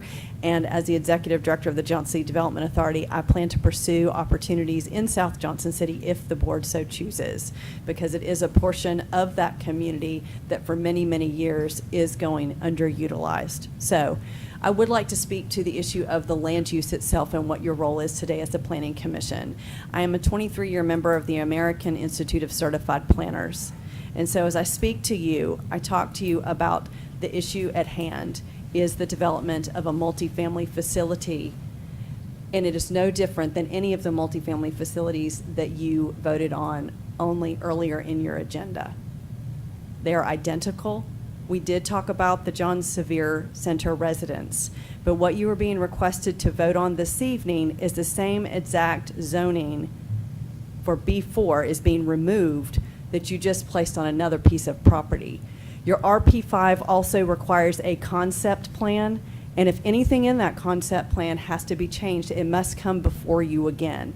You do have the opportunity to see it again, and also the public has the opportunity to come back and have input at that time if there are changes there. And so in looking at that, we have to look at our community as a multi-family opportunity for affordable housing in this community, just as if we were going to be over in other communities in the King Springs neighborhood. I remember when I sat on Planning Commission, there was a great uproar about affordable housing being built by the city of Johnson City at that time. It was absolutely critical that that be an opportunity there. So as you look at this evening, your responsibility as a planning commissioner is to vote on a multifamily development. As far as the John Sevier goes, there are definitely things to be remedied, but we are not voting on the John Sevier this evening. And if there is an issue, which I believe there is an issue in this community because I see it every day in homelessness and drug abuse and problems that have occurred in this community because people come to my neighborhood and I send my girls to the backyard instead of being in the front yard during the pandemic. That is a separate issue that the Planning Commission does not have on their agenda this evening. And that is something that will have to be addressed. So I am in favor of a multifamily affordable housing set of units being put on a pathway that is on an arterial, that is actually down zoning from other more intensive uses that are currently allowed on this piece of property. Some uses that maybe the folks in this room are unaware that are allowed in that zone. And so this is a down zoning that provides affordable housing that gives members of our community the chance to ride the bus, go to the pharmacy, do the things they need to do. So, Thank you very much, Ms. thank Oldham. you. I think we've got more speakers. Please. We're the developers. Oh, you're the developers. Do you have any comments for the public record? Please come to the microphone and state your name and address. My name's Alvin Nance. I serve as CEO of LHP Development. We're located in Knoxville, Tennessee at 900 South Gay Street. I also have a couple of other members here of our team here. I have Talal Sakarchi, who is here with us, who is the developer on this particular project, as well as Andy Brinkman, who is Senior VP of Management for LHP Development. So, the only thing I would say is that we're here to talk about the land use. We're very excited about this particular location. We think it serves the needs of the residents of John Sevier. We think that it provides additional amenities as well. We've heard the comments of the folks who have stood up and commented. I will say to the commission that, we're not beyond having conversations with the community. We want to be good neighbors by all means, but we at the very same time are here tonight to ask you to support the staff's recommendation and answer any questions that you may have. All right, thank you very much. Thank you. I do have a couple of questions, and I understand they're specific questions, and if you don't want to answer them, I understand. It's what I'm hearing from the community and what I know in the community is there's a homelessness issue. The particular people who are going to benefit from this development are not homeless, and we've kind of established that. Could you just kind of walk the commission through, if you feel like you desire to, how you're going to provide a more secure environment for these particular individuals, and separate the homeless issue from the John Sevier issue, or the low income residents? Yes, sir. And let me say this to you is that, and listen to the comments that was being made today. Recognize that if we relocate the residents from John Sevier to this location, I don't think that's going to change your homeless issue that you've got going on in downtown Johnson City. I'm hearing there's an issue now. There's an issue right now and that you've got downtown. There's an issue that the residents are saying they've got in their community right now. That's what I'm hearing. That we don't even have residents over there at this particular point in time. I think what we recognize here in managing John Sevier is that you've got 6 churches located in your downtown who have a food pantry, a clothing pantry, and a feeding program. John Sevier happens to be sort of that central place that people kind of gather at once they go to these particular facilities. But, at the same time, you've got services that are drawing those individuals to that particular area in downtown. When we move those residents to this particular site, a lot of the services and amenities that will be provided at that location will be provided by our management company, bringing those services in. Speaking early on about partnering up with the providers here in this community, we want to partner with anybody who's willing to provide services to support the residents of John Sevier. We're all about that. That's what we definitely want to be able to do. But when you talk about separating the homeless from the John Sevier folks, bear in mind, residents who live at John Sevier have a lease, they live there. They are not homeless. They are not homeless people. Thank you for your candidness. Thank you, sir. Okay, thank you. Gentlemen, thank you. Mr. Carr, come forward. So again, Hank Carr, 3326 Bondwood Circle. I'm standing here now as the current chair of the JCDA, and I'd just like to touch on a couple of points. And 2 years, more than 2 years of work has kind of gone into the thought process to get us here. There was questions about, could we find other sites? Are there other more suitable sites? And I just want to assure this board that all possible sites were explored. And we looked long and hard to find the right place to relocate these residents. The John Sevier is unsustainable. Commissioner Murphy has pointed that out. The condition of the property is not sustainable long term. It's not something that you can continue to invest in without emptying it, gutting it, and doing something different with it. We believe that this is by far the best site, and I heard, I think the planning staff talked about it meets these criteria of transportation, it meets the criteria of services, and it also meets the criteria of HUD, which is they won't let you just move it anywhere. They say there's certain places you can go to. And this is in one of those places. There are others, but none of them have a site large enough to make this work. And so we really put a lot of thought into this process when we got here.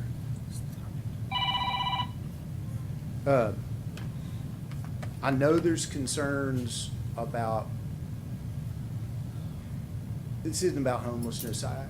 That hurts me, and I get it. That's a whole other conversation. The security part is something that is an important piece of the conversation. And, the John Sevier, the residents of the John Sevier, by and large, are not the source of those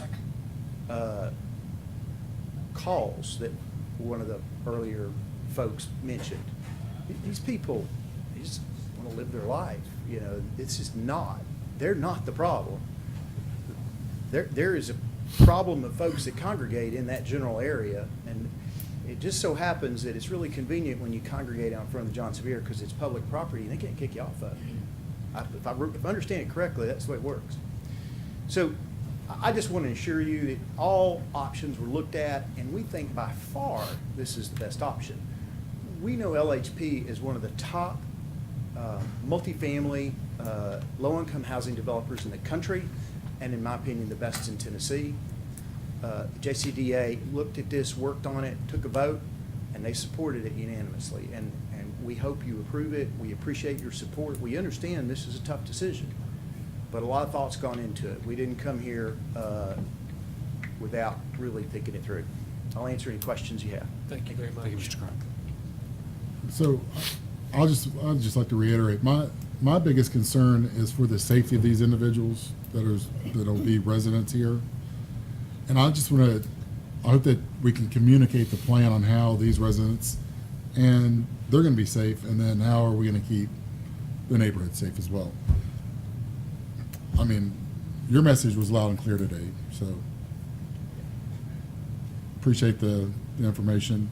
But I will let you know that what I saw the other day, these people are coming off the bus with a pamphlet that tells all about our services that we offer as a community.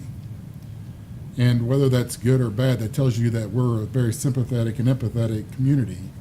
But other communities are sending the homeless here with a pamphlet in hand to say, these people will take care of you.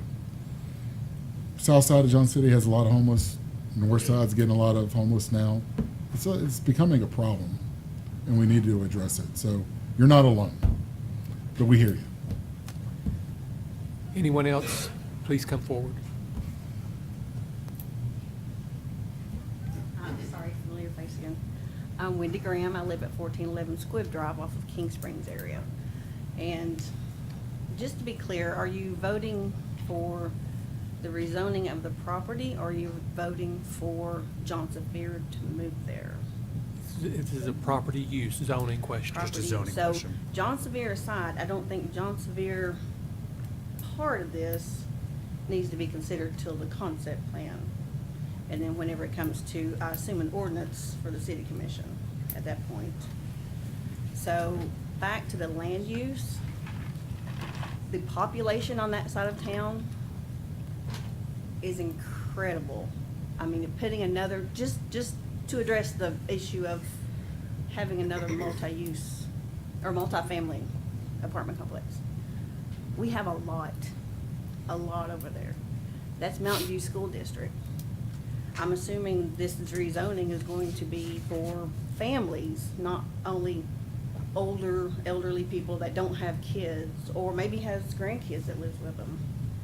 Mountain View is taxed out.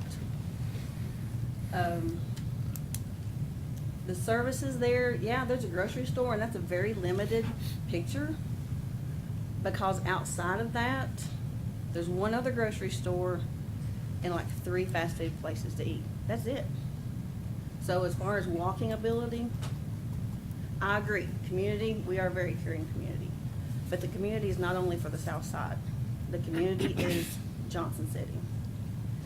Not that this Agreed. is another area that's been looked at, I don't even know. But on top of my head, where State of Franklin and Sunset split, where the new food city has been built, there is a large piece of property there. I don't even know who owns it, so I don't have a stake in that. But say you're going to put this particular John Sevier Center there, guarantee you'll have way more people here to speak against that there, but yet it's got a grocery store, it's got great sidewalks, it's got a walking path. It's closer to the hospital for people that need attention there. Tons of fast food places you can go eat, gas station for people that needs gas right there. On the transit bus, several different directions. Like I said, I'm not saying don't pick this one, pick this one. For this committee, on this zoning, we can't handle much more on South Side as far as population. We have, I think, 5 now, what we used to call project homes, development homes. and tons of apartments. And then, you know, the last meeting that I spoke at, which I love my area, I'm third generation living in that area. I love it. But it's getting more and more, seems like everything is being thrown, I hate to kind of, you know, it is, everything's being thrown to the south side. Not in a favorable way. Every time we get a little glimpse of hope that Ingles might move in, or Walmart might move in, and we got Walgreens and we're getting a Dollar General, you know, but I just think this apartment complex is gonna be a little much. So as far as to address just the zoning part of it, I don't think it's gonna be, and I don't know if y'all have been out there and looked at it, but that's a lot of swamp kind of area, kind of like it was at the Preservation Circle, Jacob's Nature. I don't know how much is going to take to get that to a place where it's not constantly flooding like it is right now. Don't know if that's a great place you want to have a multifamily unit there.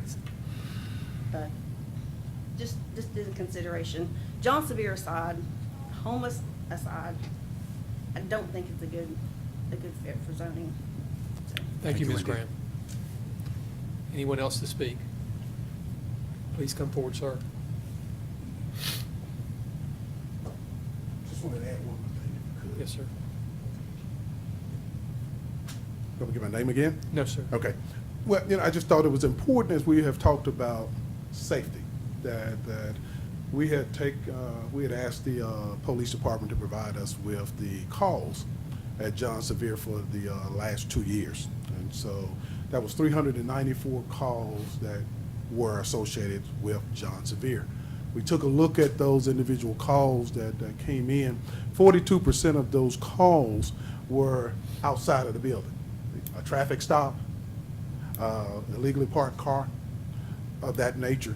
26% of the calls were non-criminal calls. They were related to either a welfare check or a medical check or a resident looking for assistance for something of that nature. And then you had a small amount of those that did result into a police report being issued for that particular individual. But I think it's important, because I heard someone share a moment ago about 700 something. We looked at that news article as well too. That was over a 10-year period of time that those happened. And I think I want to point out the fact that, you know, since we've partnered up with JCDA, stepped in and also have taken over the management, I think we've seen noticeable improvement of the quality inside of the units. Thank you. Thank you, sir. Thank you. Okay, seeing no other comments, I'm going to close the floor for public comment and leave the floor open for the commission to talk amongst ourselves on the question.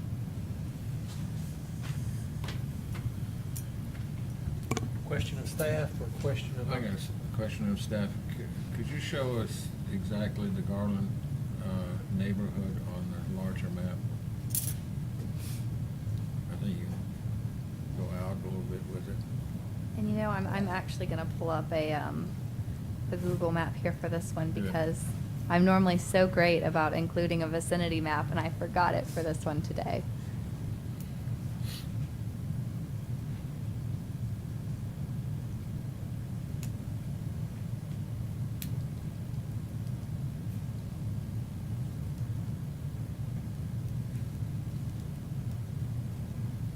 So this, you can see here's the Food City. This would be the site right here. And I believe this is the neighborhood in question. Peyton, can you slip lower left corner to layers and click Do on a the satellite? satellite or something? Yeah, absolutely. Yep. There you go. Yeah. Can you illustrate again where the proposed development is and the Here's the Food neighborhood? City. This right here would be the proposed development, with this being phase 1 and this back half being the proposed phase 2.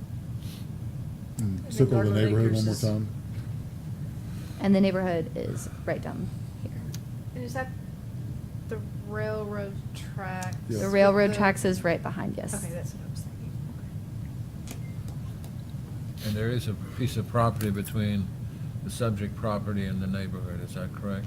Yes, sir. Is there fencing, buffering, anything that we know of? I know there's a heavy tree line. I'm not sure if there's an existing fence there or not. No, no. I can see that, from my house. I can see the railroad tracks. I can look out my deck door and see the railroad track right there. Is there, we're asking, is there a fence around the Doozy property? No, there's two sets of trees. Just a hedge? Deers come down in between there, and then that commercial property is between those two sets of trees. Thank you. Thank you, Paige. That's Peyton? your question. Yeah. As far as the downzoning, can you explain the downzoning? Yes, please? absolutely.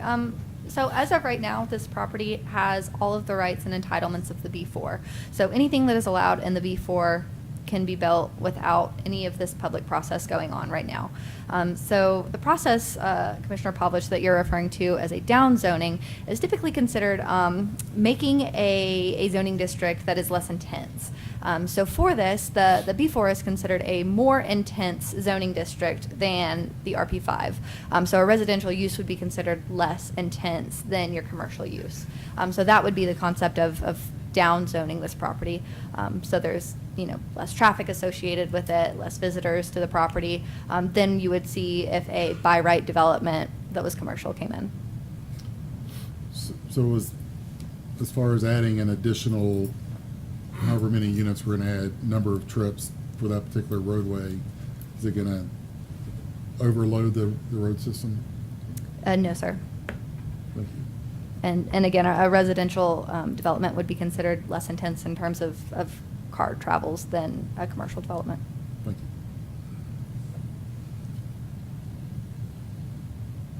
Any other questions for staff or questions amongst us?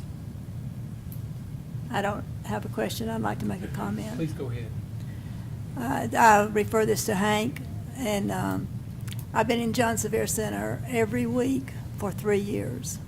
And I don't doubt that there's some issues, but I've never encountered anyone who was taking drugs or had needles in their arms. And I found the people there to be very generous and kind.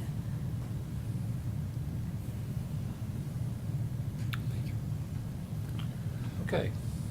I guess I would just like to say thank you for everyone coming out across the board, everyone expressing your desires and your heartfelt feelings on this. It's really important, and we are a committee built up of community members like yourselves. So all of us have neighborhoods, all of us have families, we're all coming from similar places across town in different spots. So I want to thank everyone who coming out and talking about this. Our scope today is looking at the land use plan of this, and that's all I'm powered to do, is just look at the land use plan for how this looks.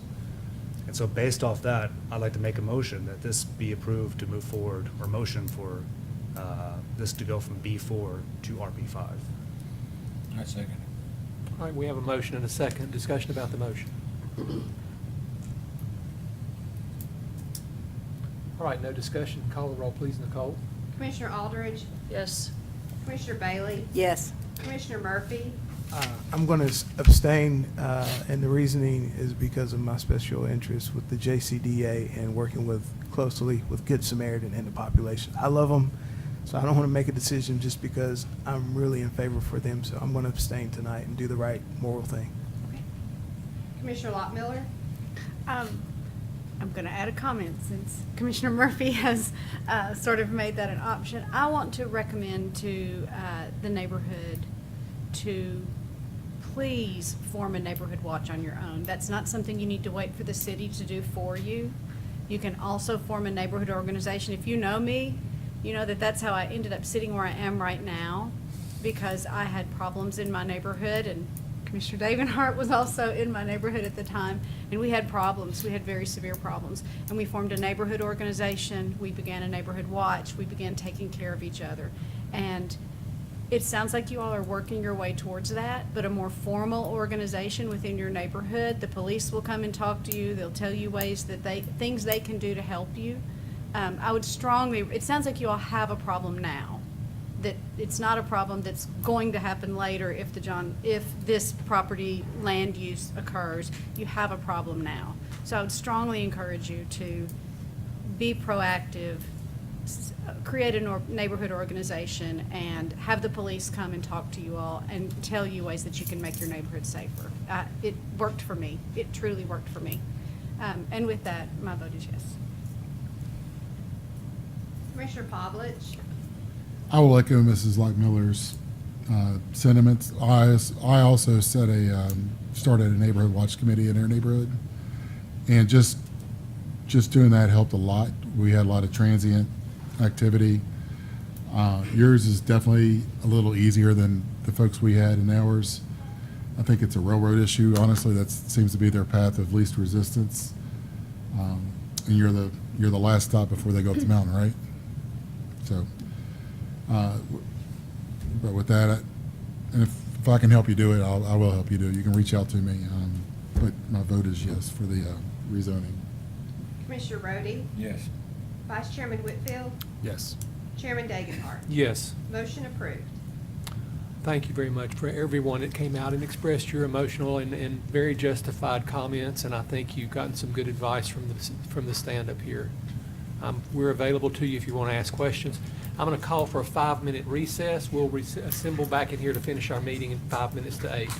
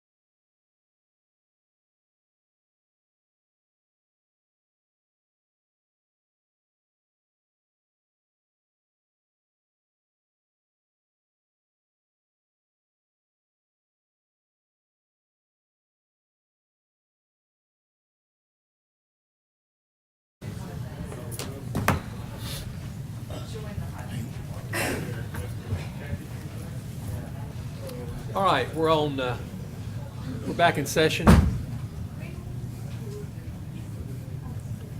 We're on item number 3. Peyton, I believe you're up to explain a voluntary annexation proposal.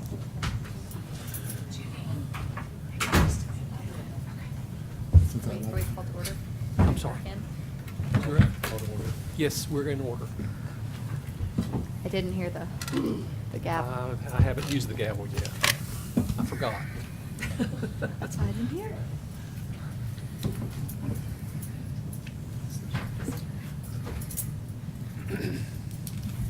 All right. Commissioners, in front of you, I have the Plan of Services and Zoning Assignment Review associated with the voluntary annexation of approximately 29.23 acres located along Boatdock Road. So I want to go ahead and start off with there we go. Jumped in. Start off just to go over the policy steps and timeline for annexation again. So this item has passed the City Commission request to proceed. And what that is that is a request to proceed with the annexation. So we get an annexation request in, we take it to City Commission, and we say, are you interested in starting this annexation process? And they have said yes. And so by saying yes, the annexation process has been started. So tonight, what you guys are doing is you guys are really recommending on the zoning assignment and the land use associated, and you're analyzing the plan of services from that zoning and land use perspective. And then on that, you will make a recommendation to the City Commission. And that's when it's going to get split out into different items. So it'll follow the preliminary resolution that's associated with the plan of services and the annexation itself. And then it's going to have the zoning assignment ordinance, just like we would have a rezoning. But again, I wanted to just kind of go over that tonight the annexation process has begun. And so this is up for consideration, and the process has begun. And you guys are really taking a look at this from the zoning and land use perspective tonight. So this is the associated request. Again, this is about 30 acres over out at Boatdock Road. This is the Bristol Highway right over here. So it's just off the Bristol Highway if you take Knob Creek Dock and then come right around here. And the applicant is seeking a zoning assignment of B4 and RP3. So you can see right here, the proposed RP3 is on the upper portion and the proposed B4 is on the lower portion. I will make a note that this map does have a little bit of an incorrect bit right here where you see this RP3 that comes down. That was just a right-of-way issue when we were creating the maps, but this will be fixed by the time we get to the ordinance portion. But this will actually go B4 as well. So the line will just follow clearly with this. So again, that's RP3 up on the top half and B4 on that bottom half.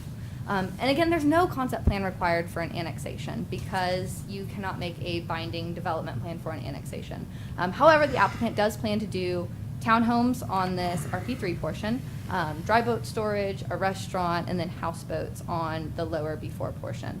It is currently zoned commercial in the county as of right now. So this is just a breakdown of the idea from the applicant of what they want to do. And again, I would just like to remind you all that this is non-binding, but this is what they've submitted as far as their development proposal. So that's the townhomes up on the upper portion. And then over on the lower portion, you can see they have the idea to do houseboat rentals. You see there's a proposed restaurant and dry boat storage. Now, the plan of services is included in your packet. In it, there is a lot of breakdown of financial information. That is not necessarily, the financial impact is not, an item that you guys need to determine or discuss tonight, but we thought that it would be helpful for you guys to see the breakdown. And the plan of services has been reviewed by all applicable agencies, and that information has been gathered from them as such.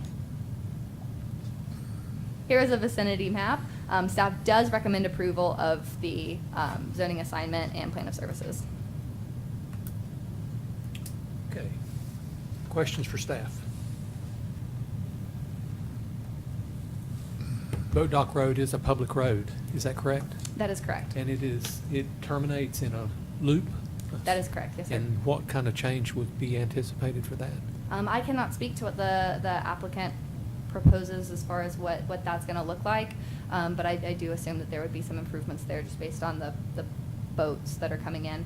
And Public Works has reviewed this for improvements that would go in along Knob Creek Dock Road as well. Is this in a floodplain, do we know? Yes, so it is in a floodplain, and they would have to build everything to TVA standards, and they would have to get, special permits if they wanted to go below the certain buildable elevation from TVA.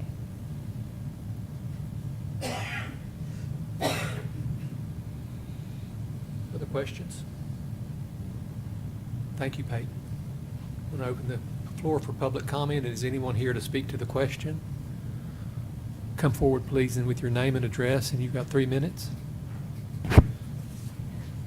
Good evening, Todd Wood, 1804 Galen Drive, Johnson City. Engineer, on behalf of the applicant owner, here to answer any questions. Just a couple things to point out. This is right on the edge of the city limits. Utilities are there, the roads are there. It makes sense for this to be within the city. It's a great development. You can see from the, photos and the renderings. Again, it's not sprawl. It's not way out somewhere where you have to extend services. They're there. As far as Boatdock Road, don't know yet exactly what has to change, but something has to change because of that loop at the end. It probably needs to be widened a little bit, which, of course, it's a public road. It would be that, at least portion of it would be in the city. So we would be back with the staff and may even have to come back here before you with a plan for that. But we don't know quite yet what has to happen because we have to work out parking for the restaurant and public road access and right-of-way and such. Thank you. Any questions for the developer? Todd, could you show speak on, into the microphone? could you show on the aerial map exactly where this is? Let's see, is that on here somewhere? It's behind the tire store. Oops, behind the tire store, Behind Hayward Tower. down in that hollow. You remember old John City? So this one, is this the one you wanted? Yeah. Mr. Road? Okay. Is this the one you want, or do you want a true aerial map? I want the true aerial. He wants a true aerial, Peyton. You have to do Google Me. Huh? Come on. Just gonna go to come on. Google Me. Google. There we go. That's what I want to see. So yeah, It's a here's yacht club. Winged Deer over here. Is it the old yacht club? John City Yacht Club? Is that what it is? Is that what? Yes. Yeah. Oh, good to see you. Okay, thank you. Any other questions? Thank you, sir. Okay. Anyone else here to speak to the question? Seeing none, I'll close public comment. All right, any questions, additional questions for staff? I guess my question is, and we can go back and forth on this on the purview for the commission, but as I understand our charge is to look at the financial analysis of this. Do you mind pulling up the packet that you gave us and just overview? I think I was confused on the cost versus like the, let me see, the expenditures on this. I just had some basic questions on that. Yeah, so I think Dr. Whitfield, and that was included in your packet as something to just be additional information for you guys. But that was really created with the intention of the city commission, kind of going over the financial analysis there. I'm happy to pull it up and answer any questions that you may have, though. Please. I see that. Be a positive.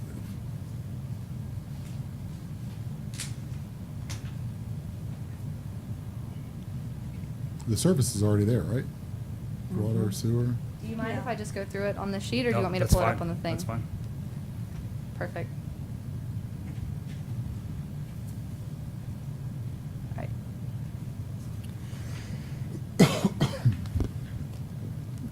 Do you have any specific questions, or do you want me to just run through it? Run through it and I'll stop you when I have questions. Yeah, absolutely.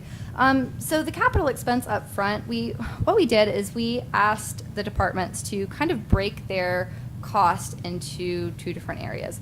So that's going to be capital expense up front, what needs to happen, and then that's going to be operating expense. So once it's up and running, kind of what does that look like on your day-to-day cost? And so as far as capital expense goes, there was the numbers provided for water and sewer, and those are really the biggest upfront capital expense.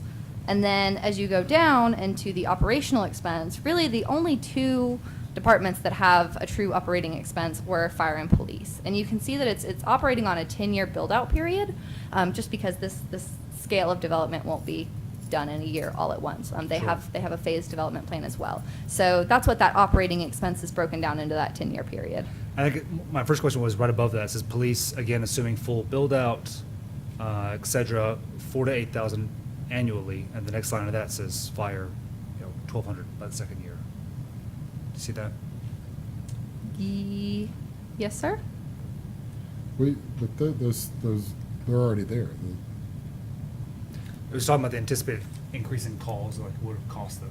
I'm just wondering, it just doesn't, the math doesn't make sense. That's my question. Are you saying where it says in the box and then up underneath it starts at 1,000, goes to 1,200? Correct. Yeah, so that estimate is for the whole development once it's built out. So you're looking at the columns in year 1 and year 2. Yep. So you don't have the full build out. You have a fraction of what it's going to be. So it's not going to produce all of those 350 calls when it's only a tenth of the way complete. So the text box right above it, it says police, again, assuming full build-out based on entitlements rather than proposed development. And it says $48,000 a year annually. That's after the full build-out. So it'll be reflected in year 6, 5, and 6? Correct. Okay. Correct, yes, sir. Okay. Thank you. So is there going to be additional staff hired, fire and police?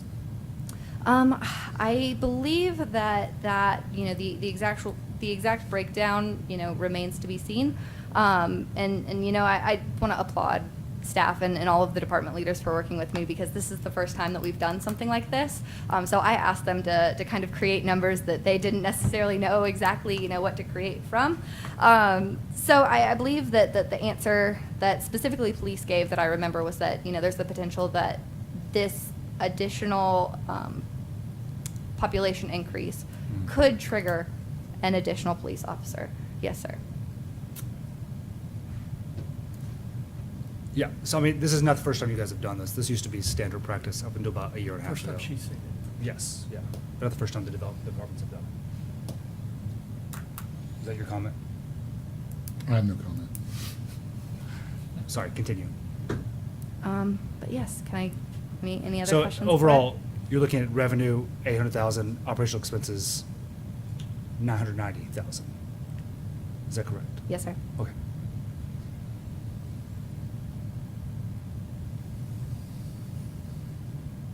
And you took that out 10 years, is that right? Yes, sir. So that's the 10-year break-even point, That's- potentially? I believe that the 10-year period, and I apologize because I didn't work as closely on this document, and I'm not the creator of this document, but I believe that the 10-year period was chosen as just a general 10-year window, Yeah.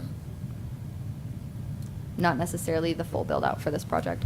And this would not include road maintenance if they decide to extend the road. Is that correct? Yes, that is actually correct. I did notice that when I received your email and I read back through that.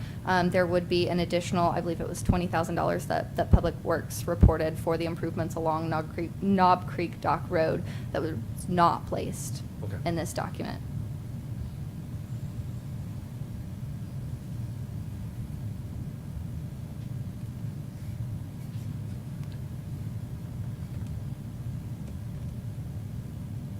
I like the document.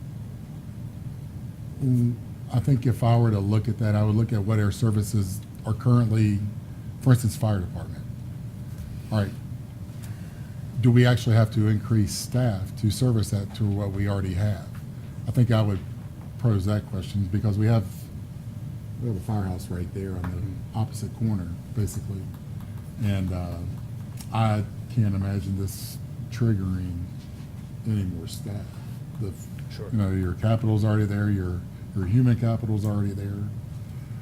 In terms of what it costs to make a call, yeah, that's the cost, but that's why we pay taxes.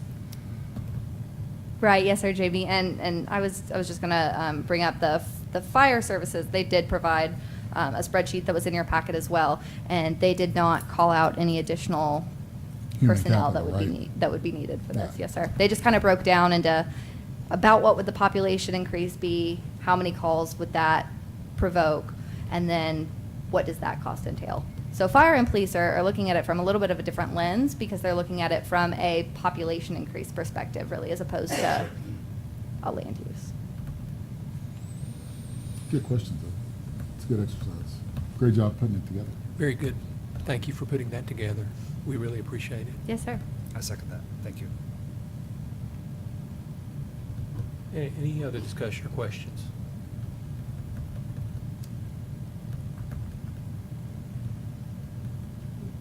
Yeah, I mean, so it appears like within 10, 12 years, we would break even on this. Sooner than that. You think so? Oh, yeah. Why that? Your you're not going to increase your human capital because you're already providing services to that area. How many units? I believe the proposal was for 86 townhomes. Yeah, so, yeah, 86 so units. you're looking at 86 units, maybe times 3.2 something, so yeah, you're not gonna have to add any, I wouldn't see any, that's not the only place we need to add capital, not for that particular. I'd like to make a motion. Can I do that? Yes, please do. To approve the rezoning assignment from B4 in R3 with this annexation.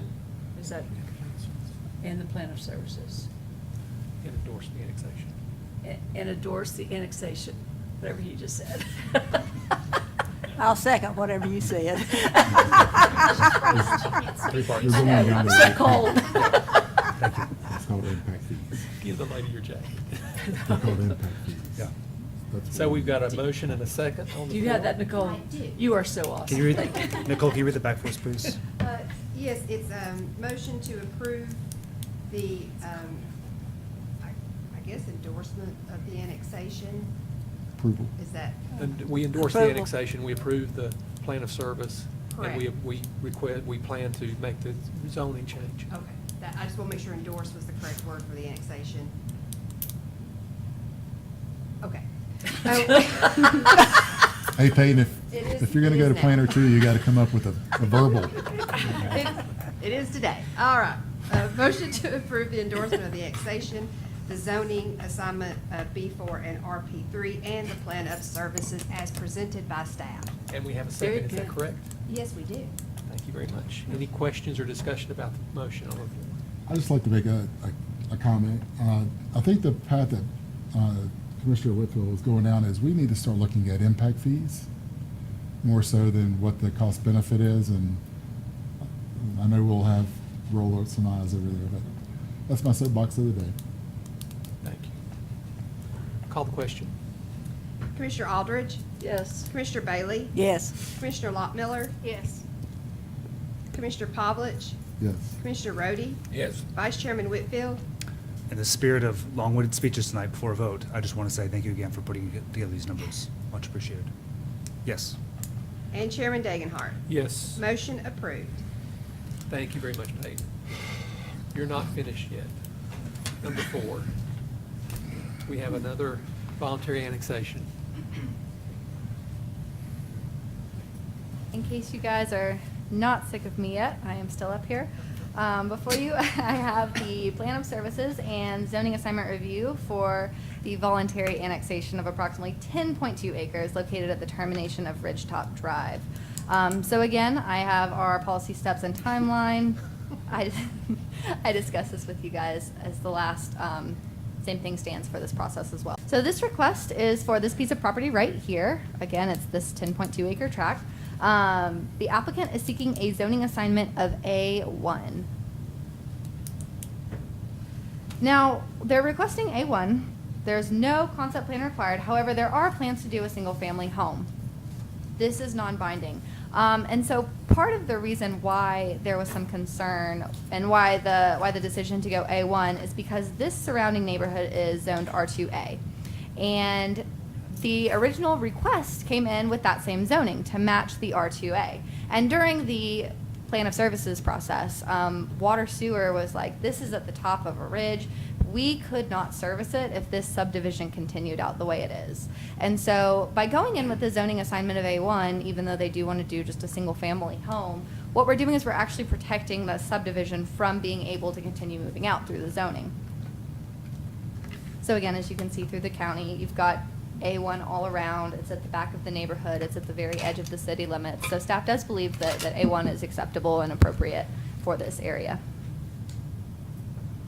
And again, you all have the plan of services in front of you. It's a little bit less extensive, seeing as that this is just going to be a potential single-family home, so there's not as much cost or anything associated with it. But that plan of services has been reviewed by all agencies as well. And this is a vicinity map, and I am here to answer any questions that you may have.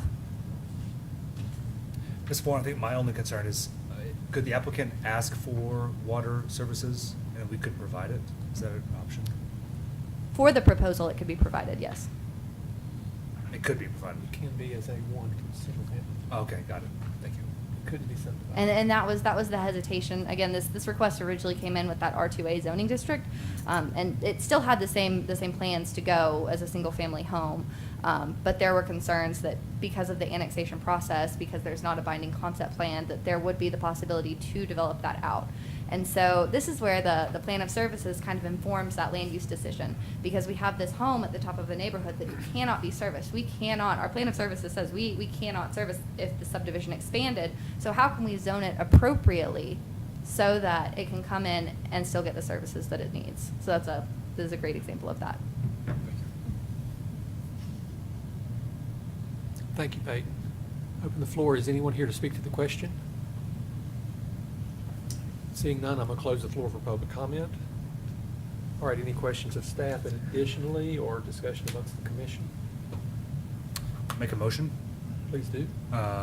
Motion to approve the annexation, to approve the plan of services as presented by staff, and to approve the zoning to change to A1. All right, I have a motion on the floor. Second. Second. Any discussion of the motion? All right, please call the roll, Nicole. Commissioner Aldridge? Yes. Commissioner Bailey? Yes. Commissioner Lockmiller? Yes. Commissioner Pavlich? Yes. Commissioner Rhodey? Yes. Vice Chairman Whitfield? Yes. And Chairman Dagenhart? Yes. Motion is approved. All right, thank you very much, Ms. Peyton. I think we're back to the Whitney show. It's not much of a show. We've got a text amendment question to consider. Yes. Last month, I brought to you a very basic outline of a text amendment and requested that this go to committee so that we could discuss it further. Staff have some time to sit with it. And the committee met today and I believe came up with a really great strategy. What the issue is we've got some, just for those that weren't at the committee meeting, we've got some issues in town where we have commercial areas of double frontage lots. So we have places where if you want to put something in a different location that is not like your front door, that might be on a side street or something like that, we're kind of struggling through how that is done. So in the past, some of the things that we have done have been granting variances. And as you well know, if you start granting too many variances, you might want to change your ordinance. So that's what we're trying to do. So these are just some examples of some areas of, and this is what I showed the committee earlier today, of some areas around town that have some of these issues. And as we were kind of making our discussions, I think I got this out of order, so let's go here. We kind of started looking at, well, how can we dip our toes into this? How can we really just say we are interested in making this change, but we want to make sure that we're not impacting different things too much. So we came up with something of just allowing this text amendment, which is Nicole passed out so that you had a brief chance to go over it if you got a little bit. But essentially on non-residential lots where you have buildings that face multiple public streets or drives, you don't have any other good options. You can use these following things to place accessory structures. We're kind of looking at the moment of canopies and dumpsters because that's what came in the last two times, of where that they could go. And so we're looking at just putting this in the Gateway Overlay District and kind of using an overlay district as a test case within the city. If you are gonna use a canopy, we're limiting it to a drive-through canopy, so that if the underlying zoning district does have a gas station allowance for a canopy, this will not conflict. So what that essentially means, like if you had something that you wanted to encroach into a setback, it could go 50% into that front, whatever this front setback is, because it could be a pseudo front or a double front. And then if it's a side, it can sit up into 25%. So that's what we're considering, and we were hoping maybe to get an endorsement from the Planning Commission to move forward, because this is a zoning text amendment and would need to go through the City Commission process. All right, questions? Make a motion to approve. Do we need to have public comment? You do. Could you hold that motion? It's an ordinance. Anybody here for public comment?